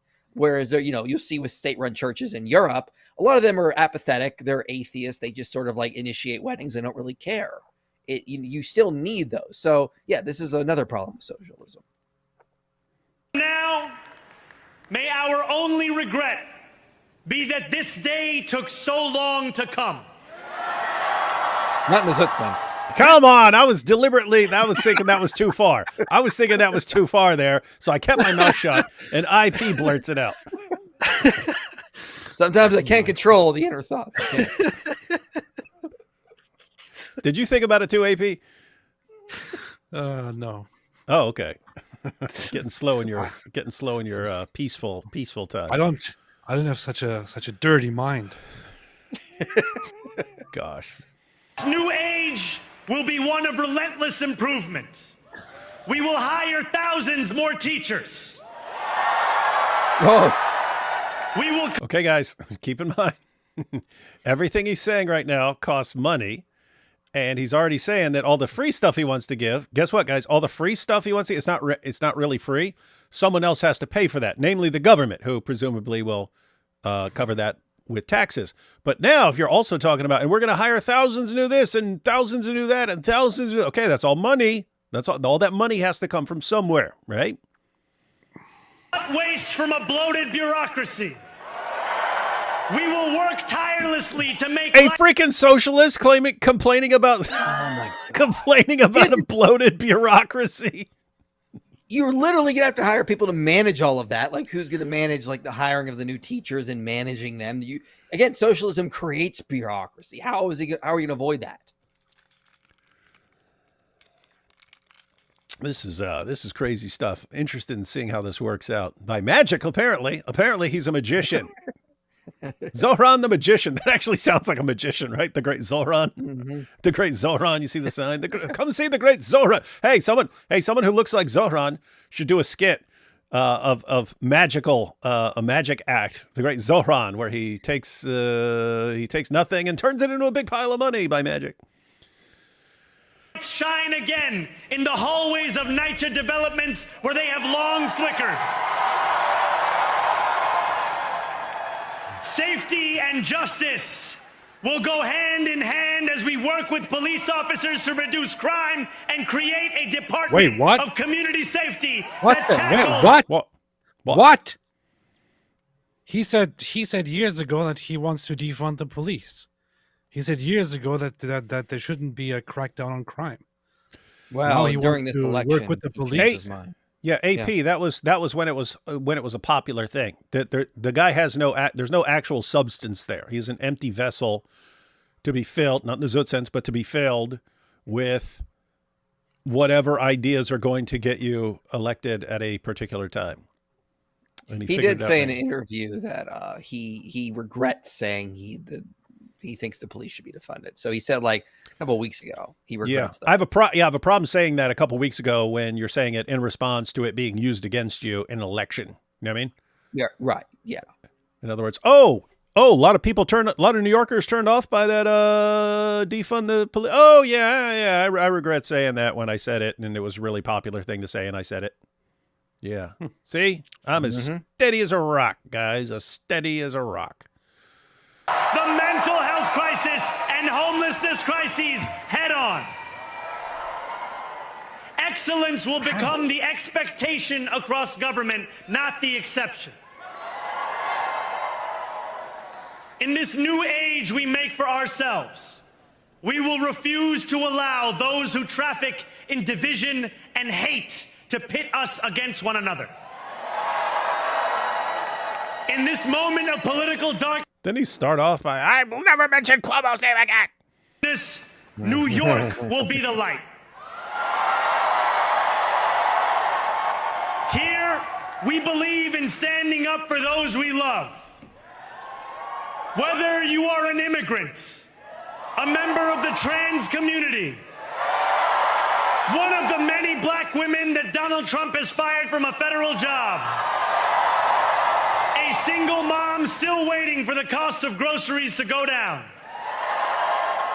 or anyone else with their back against the wall, your struggle is ours too. It is my And struggle. we will build a city hall that I'm going to write a book called My Struggle about how I will deal with the problem of the Jews. stands steadfast alongside Jewish New Yorkers and does not waver in the fight against the scourge of anti-Semitism. Where the more than 1 million Muslims know that they belong. Not just in the 5 boroughs of this city, but in the halls of power. No more will New York be a city where you can traffic in Islamophobia and win an election.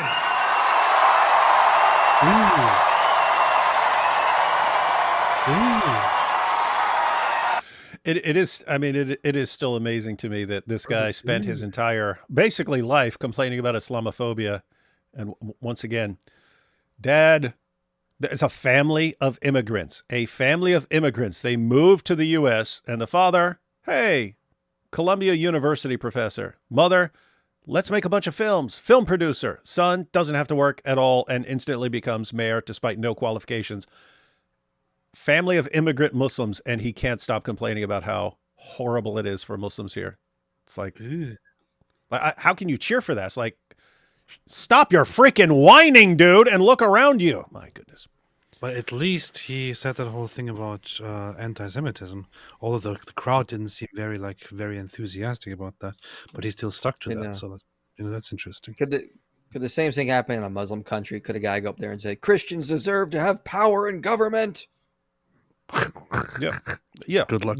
You and me, IP. We'll go right to Mecca. We'll stand outside the Kaaba and we'll start screaming that. This new age will be defined by a competence and a compassion that have too long been placed at odds with one another.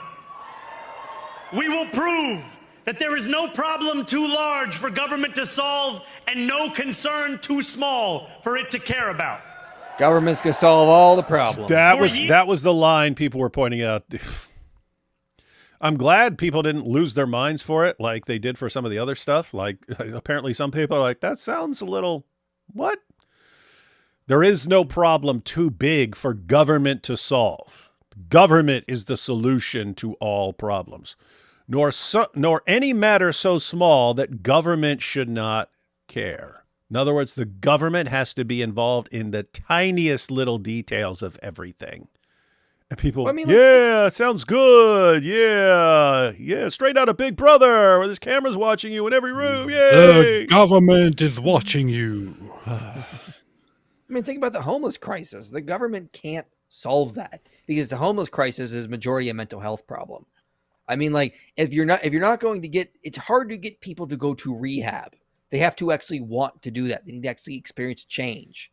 So a lot of the times these government-run rehab facilities don't do that good of a thing because the people have to change. You know what helps people get off the streets, get off drugs?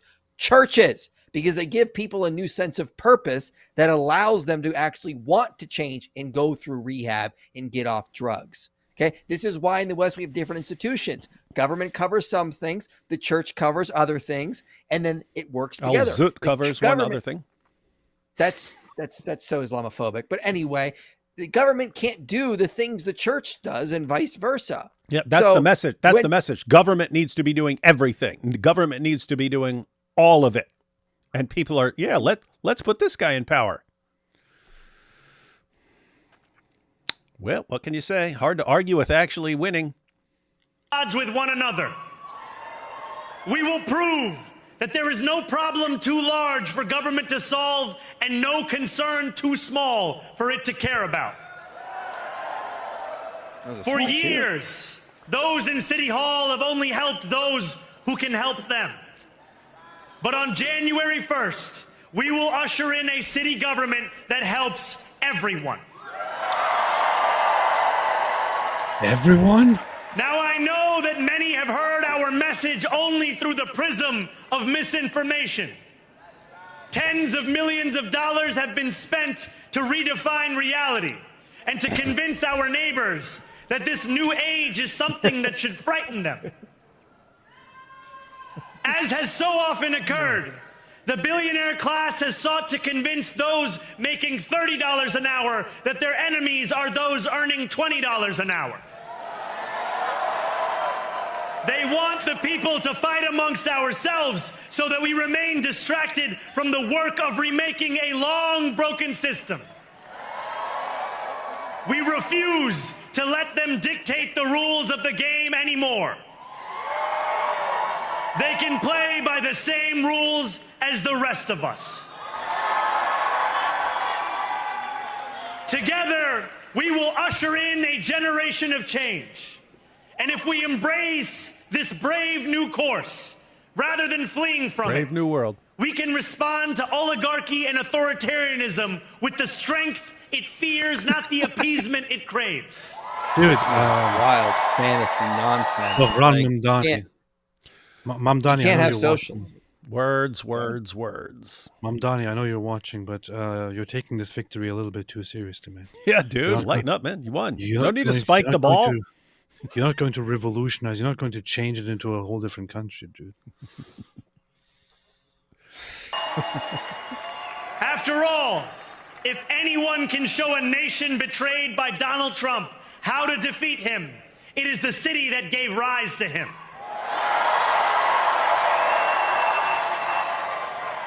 That was a And if solid there line. is you know. any way to terrify That would, but it'd be more solid if like Donald Trump like surrounded the city with the military and stuff like what? You declaring war on me, huh? a despot, it is by dismantling the very conditions that allowed him to accumulate power. This is not only how we stop Trump, it's how we stop the next one. So Donald Trump, since I know you're watching, I have 4 words for you. Turn the volume up.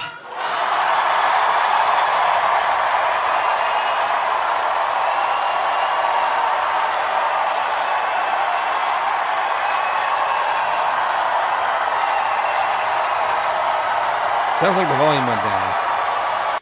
The crowd's easily amused. What's that? We will hold bad landlords to account because the Donald Trumps of our city have grown far too comfortable taking advantage of their tenants. We will put an end to the culture of corruption that has allowed billionaires like Trump to evade taxation and exploit tax breaks. We will stand alongside unions and expand labor protections because we know, just as Donald Trump does, that when working people have ironclad rights, the bosses who seek to extort them become very small indeed. We will fight those who do not believe in Allah. New York Once will again. remain. What?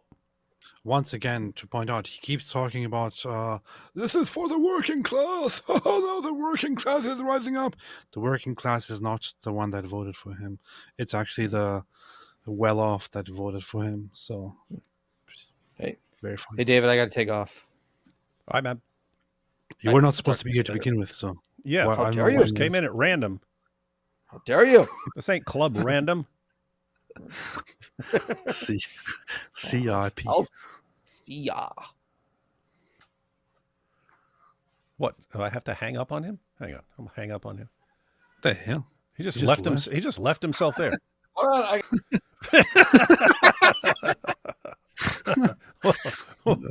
on, What a nerd, man. All right, let's finish this one. A city of immigrants, a city built by immigrants, powered by immigrants. The city was not built by immigrants. New York City was not built by immigrants. What are you talking about, man? It was not built by immigrants. Everyone was immigrants back then. It was settlers, not immigrants. You're a settler, colonist.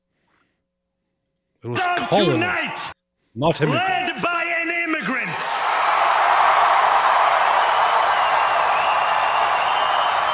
No, pause.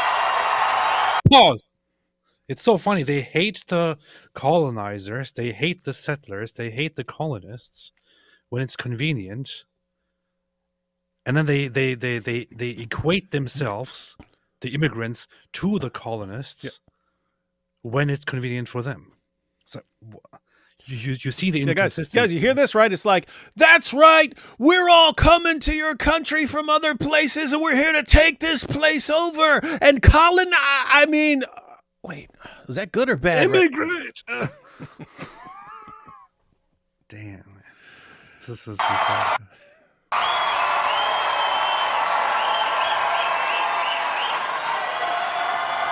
So hear me, President Trump, when I say this. To get to any of us, you will have to get through all of us. Yeah, Donald Trump was coming. He was just coming to take over the city and destroy you all. When we enter City Hall in 58 days, expectations will be high. We will meet them. A great New Yorker once said that while you campaign in poetry, you govern in prose. If that must be true, let the prose we write still rhyme, and let us build a shining city for all. That would have been a good time to bust out some rap lyrics. Sadly, it wouldn't work because he is the worst rapper I've ever heard in my life.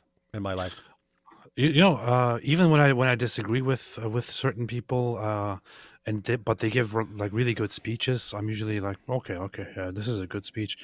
With this guy, this is not even a good speech. This is just him like satisfying himself on stage, in like a very strange way. Yeah, it's like you said. It's like you went to ChatGPT and said, "Hey, ChatGPT, take the speeches of all the previous communists and socialists and so on who rose to power and sort of distill it into the most common stuff, and then make it way more narcissistic." Yeah. Like, okay, here Give you me go. a bunch of one-liners about how good I am. It's so weird. And we must chart a new path, as bold as the one we have already traveled. After all, the conventional wisdom would tell you that I am far from the perfect candidate. I am young, despite my best efforts to grow older. Here he goes. Here he goes talking about I himself. am Muslim. Allah Akbar! Democratic socialist. Allah Akbar! Hey, that was actually interesting. I was listening to the cheers to seeing what most of the people. So, Democratic Socialist was the biggest pop there. So that's what the bulk of the audience is most interested in. And most damning of all, I refuse to apologize for any of this. And yet, if tonight teaches us anything, it is that convention has held us back. We have bowed at the altar of caution, and we have paid a mighty price. Too many working people cannot recognize themselves in our party. And too many among us have turned to the right for answers to why they've been left behind. We will leave mediocrity in our past. No longer will we have to open a history book for proof that Democrats can dare to be great. Our greatness will be anything but abstract. It will be felt by every rent-stabilized tenant who wakes up on the first of every month, knowing the amount they're going to pay hasn't soared since the month before. It will be felt by each grandparent who can afford to stay in the home they have worked for, and whose grandchildren live nearby because the cost of childcare didn't send them to Long Island. It will be felt by the single mother who is safe on her commute and whose bus runs fast enough that she doesn't have to rush school drop-off to make it to work on time. A chicken in every pot and a car in every garage. Yay! And it will be felt when New Yorkers open their newspapers in the morning and read. He thinks people open newspapers. Oh, sorry. Headlines of success, not scandal. Most of all, it will be felt by each New Yorker when the city they love finally loves them back, and whose bus runs fast enough that she doesn't have to rush school drop-off to make it to work on time. And it will be felt when New Yorkers open their newspapers in the morning and read headlines of success. That's weird. Not It's scandal. skipped. Most of all, it will be felt by each New Yorker when the city they love finally loves them back. We will make New York great again. Together, New York, we're going to freeze the... Together, New York, we're going to make buses fast and... Together, New York, we're going to deliver universal... Let the words we've spoken together, the dreams we've dreamt together, become the agenda we deliver together.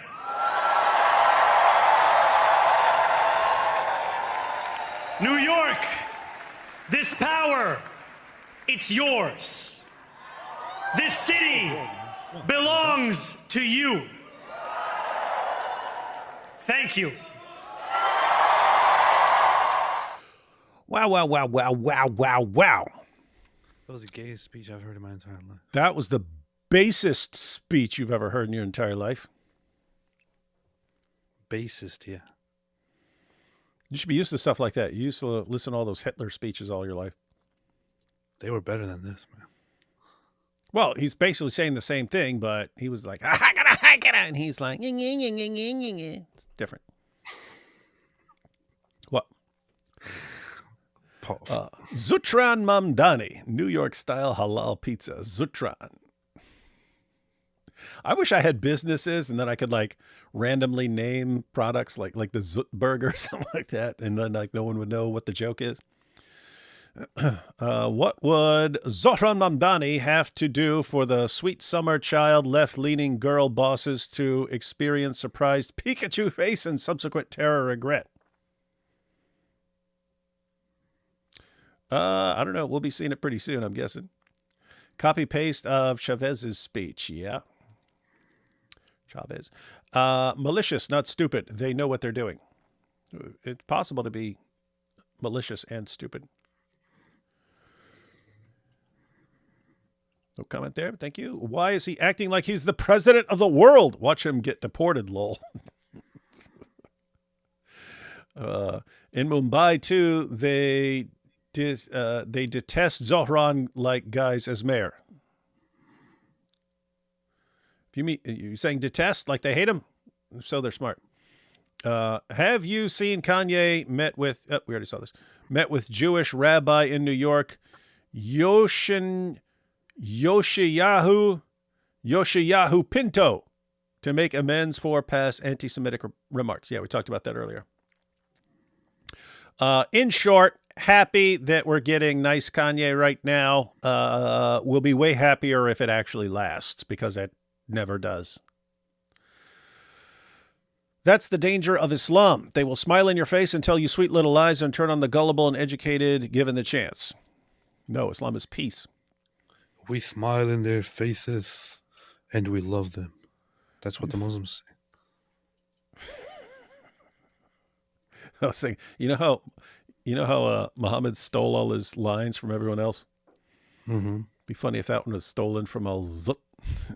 their line is like, we smile in their faces, but zoot them in their butts.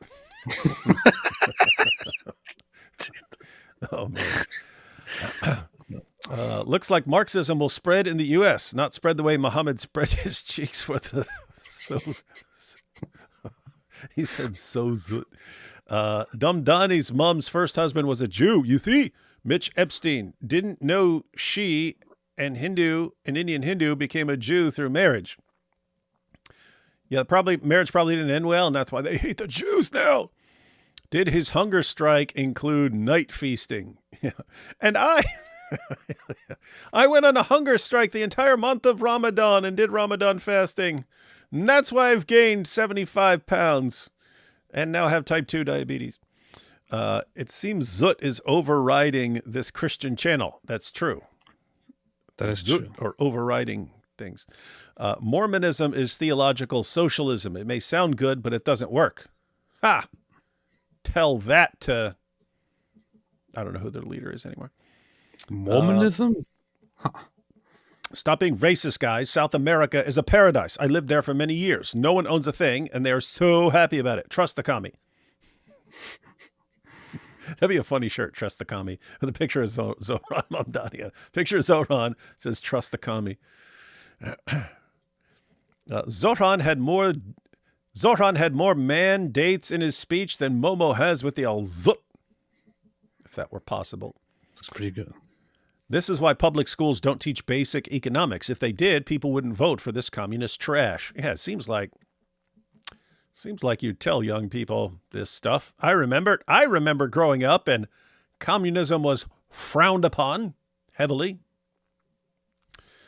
What a deluded person Sam is, claiming he'll meet PBD with his mental psychological issues. Lol. That man is deluded along with BPD borderline. They did a joke on PBD and BPD. That's pretty good. That's pretty witty. Pretty witty. Someone said Sam is meeting with PBD. It wouldn't be surprising because, like, he's a Syrian and has been trying to do stuff with Sam for a little while. But yeah, don't worry. Sam's BPD will overshadow the podcast with PBD. BPD. In New York, concrete jungle wet to dream tomato. Socialism always fails because it inherently steals to provide free things, and this theft will always 100% annihilate the supply of products and services. No, it fails because it hasn't been tried properly. Never trust a man who wants to globalize the Intifada and gives free bus rides. Do you see the connection? Oh, yeah. Wants to globalize the Intifada and free bus rides, but especially for Jews. Globalize the Intifada. Mamdani lives in a rent-controlled apartment. Beast. Private enterprise generally has a more vested interest in the customer than the government. Yes, the government rarely ever answers to horrible results. Yeah, guys, you want to start a car company or something like that?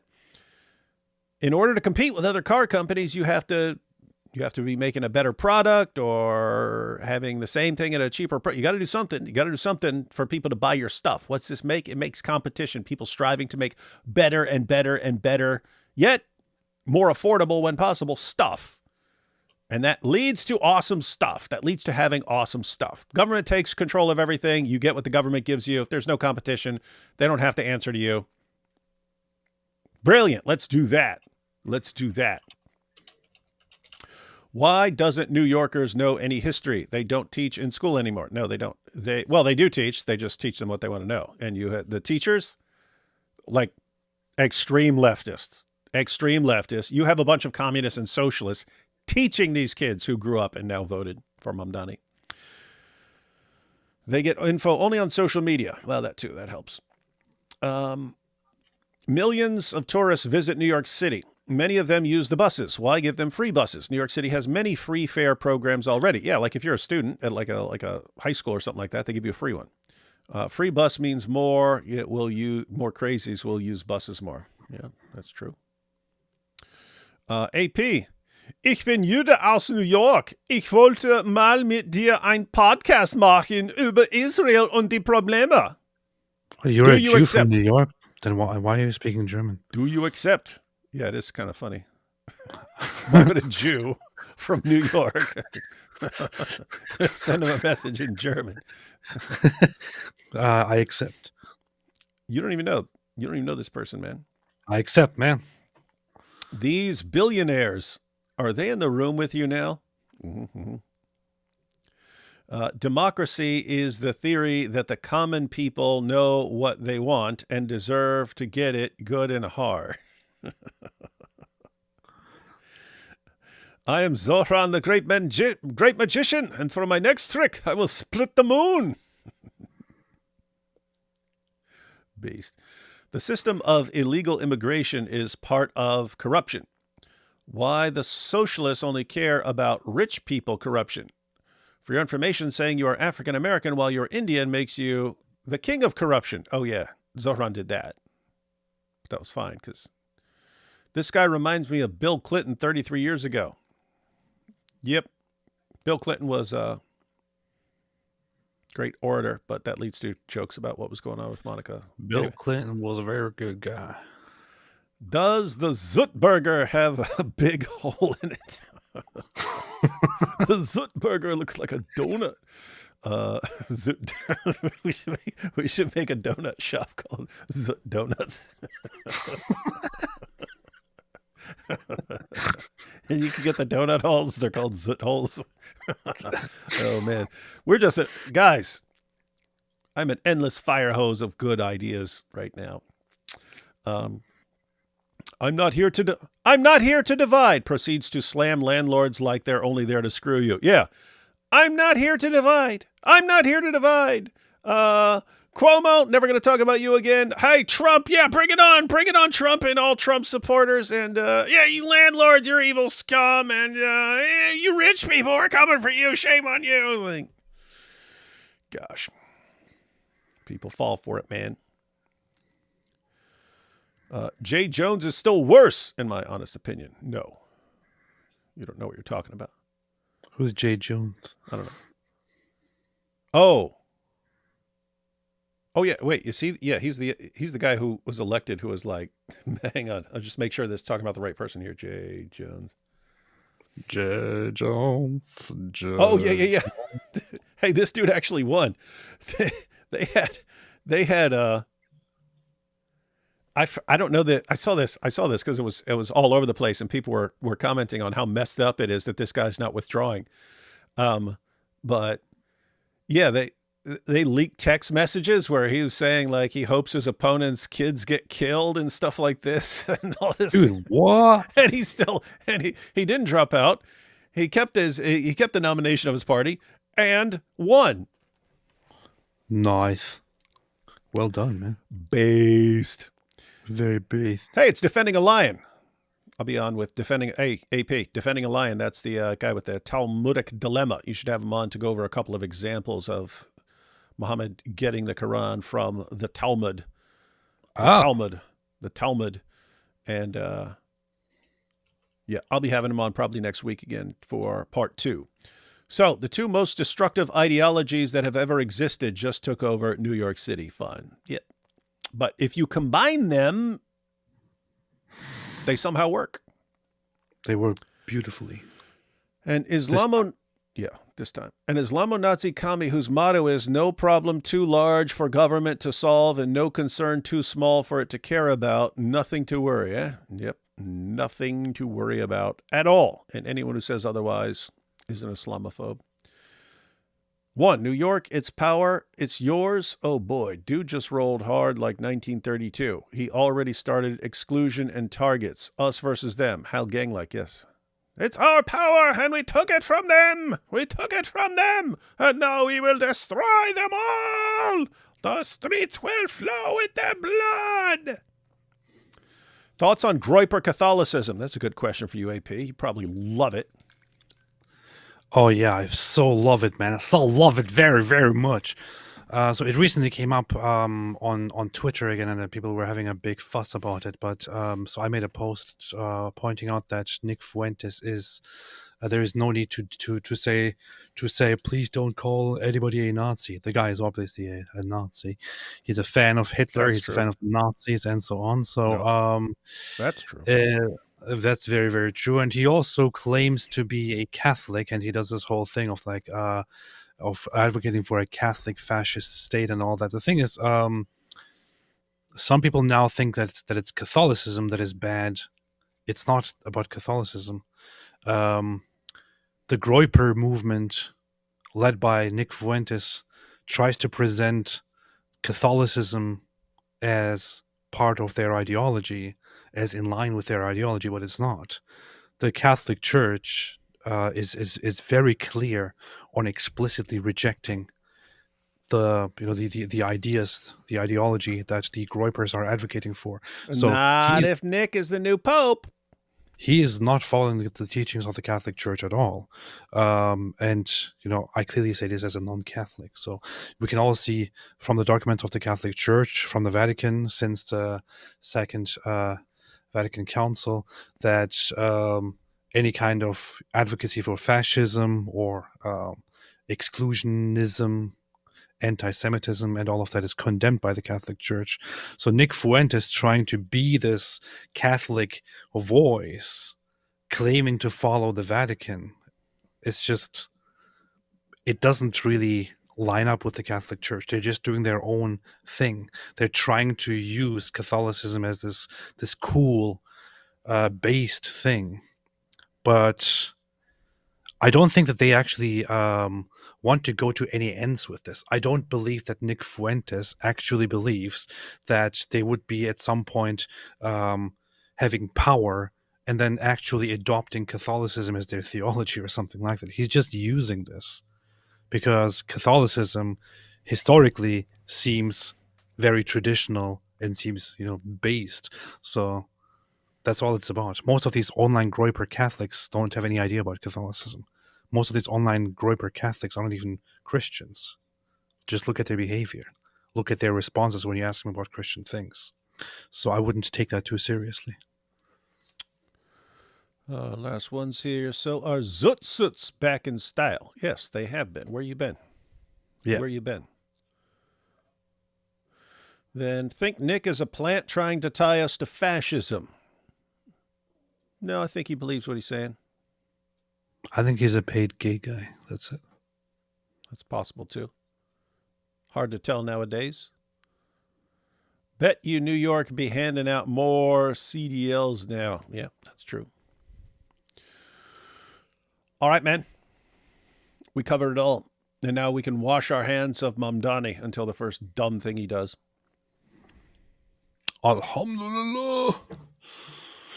Alhamdulillah. Allahu Akbar. Allahu Akbar. We have taken over New York City. Allahu Akbar. Final thoughts, man? Those are my final thoughts, man. Funny, since Muslim Brotherhood is actually fascist. It is. Well, yeah. But it's not when someone like Mamdani does it. How do I deal with anti-Semitism at local Ortho church? Ooh. Like every Ortho church in the world. Been to Catholic church too. Also anti-Semitism. Protestants are far superior in that regard and in every other way. Yeah, Protestants are generally, in many ways, better than the other two. very often. That said, I don't know. I don't know who you're asking. I don't know what kind of answer you want. But He's asking, how do I deal with it? I think you will most frequently find that in the Orthodox churches, due to political and ethnic reasons, cultural reasons. I mean, my Orthodox parish that I go to is not like that. In fact, the priest is very clearly outspoken and clearly speaks against anti-Semitism, for example, and mentioned that in a sermon even. So I don't know. I don't really know what to tell you. What do you say, David? Well, going to come up with the most genius idea ever. Write down your complaints about your church and nail it right to the door in everyone's face. That's how you do it. It's very funny you would say that because the guy who did that was like one of the biggest anti-Semites. And someone should have nailed something to his door about that. I'd have totally done that. He'd have been like, "Oh, I nailed this thing to the door," and like then he freaks out and goes off the deep end and been like, "Yeah, I'm nailing this to your door. How's that? How you like that? How's it feel now? Huh? How's it feel when it's your door?" Martin Luther was an extreme, insane anti-Semite, and later he started off cool and thinking, and then nope. I don't know enough about him to like check out like whether he had a personality disorder or something like that. Because think if he thinks, oh, yeah, hey, now they're getting the true gospel, now they'll accept it because not this corrupt version. They'll accept the true gospel. So hey, yeah, guys, quit being mad at Jews. Now they're going to hear the truth, and then we have to burn all their stuff. Like, how'd you go from there to there? Well, they rejected him. So I wonder, like Sam with like the terror of abandonment and so on. But again, I don't know enough about him to see if there's any evidence for anything there. He did start out with trying to with being against Jew hatred and just suggesting that he can change them, and then he quickly became anti-Jewish and suggested that you should kick out and possibly kill and enslave all the Jews and destroy their worship places and all that. Pretty messed up. So. Yeah, he left the Catholic Church and somehow turned into Nick Fuentes. See, that's what happens. Leave the Catholic Church. That's what happens. You leave the Catholic Church, you become and Nick then Fuentes. you become a Nazi.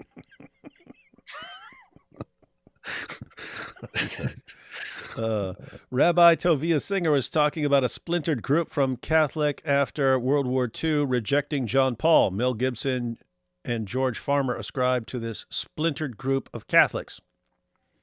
Yeah, he was talking about Kenneth Owens. Kenneth Owens is part of a sede vacantist Catholic community that rejects. You just made up that word. That rejects the Pope as illegitimate and considers the seat of the Vatican empty. It's empty, so it's not like, we got this other Pope. Yeah, no, they consider it empty. They literally depict the so there's a symbol of the Vatican, right? Which normally has a crown on top of it. They depict that whole symbol, but without the without the crown. So they consider the seat actually empty since some pope. So they reject the popes as heretics and do not accept their position. If the seat is empty, can anyone just walk up in there and no take a seat? No. No. That's no. So she would be considered a heretic by the Catholic Church for her position. But I think she's not very explicit about it in public. That said, I just need to quickly take a second and just take a shot at Rabbi Tovia Singer. Completely irrelevant. But I would urge everyone to never listen to Rabbi Tovia Singer about a single thing. What if he says something you totally agree with?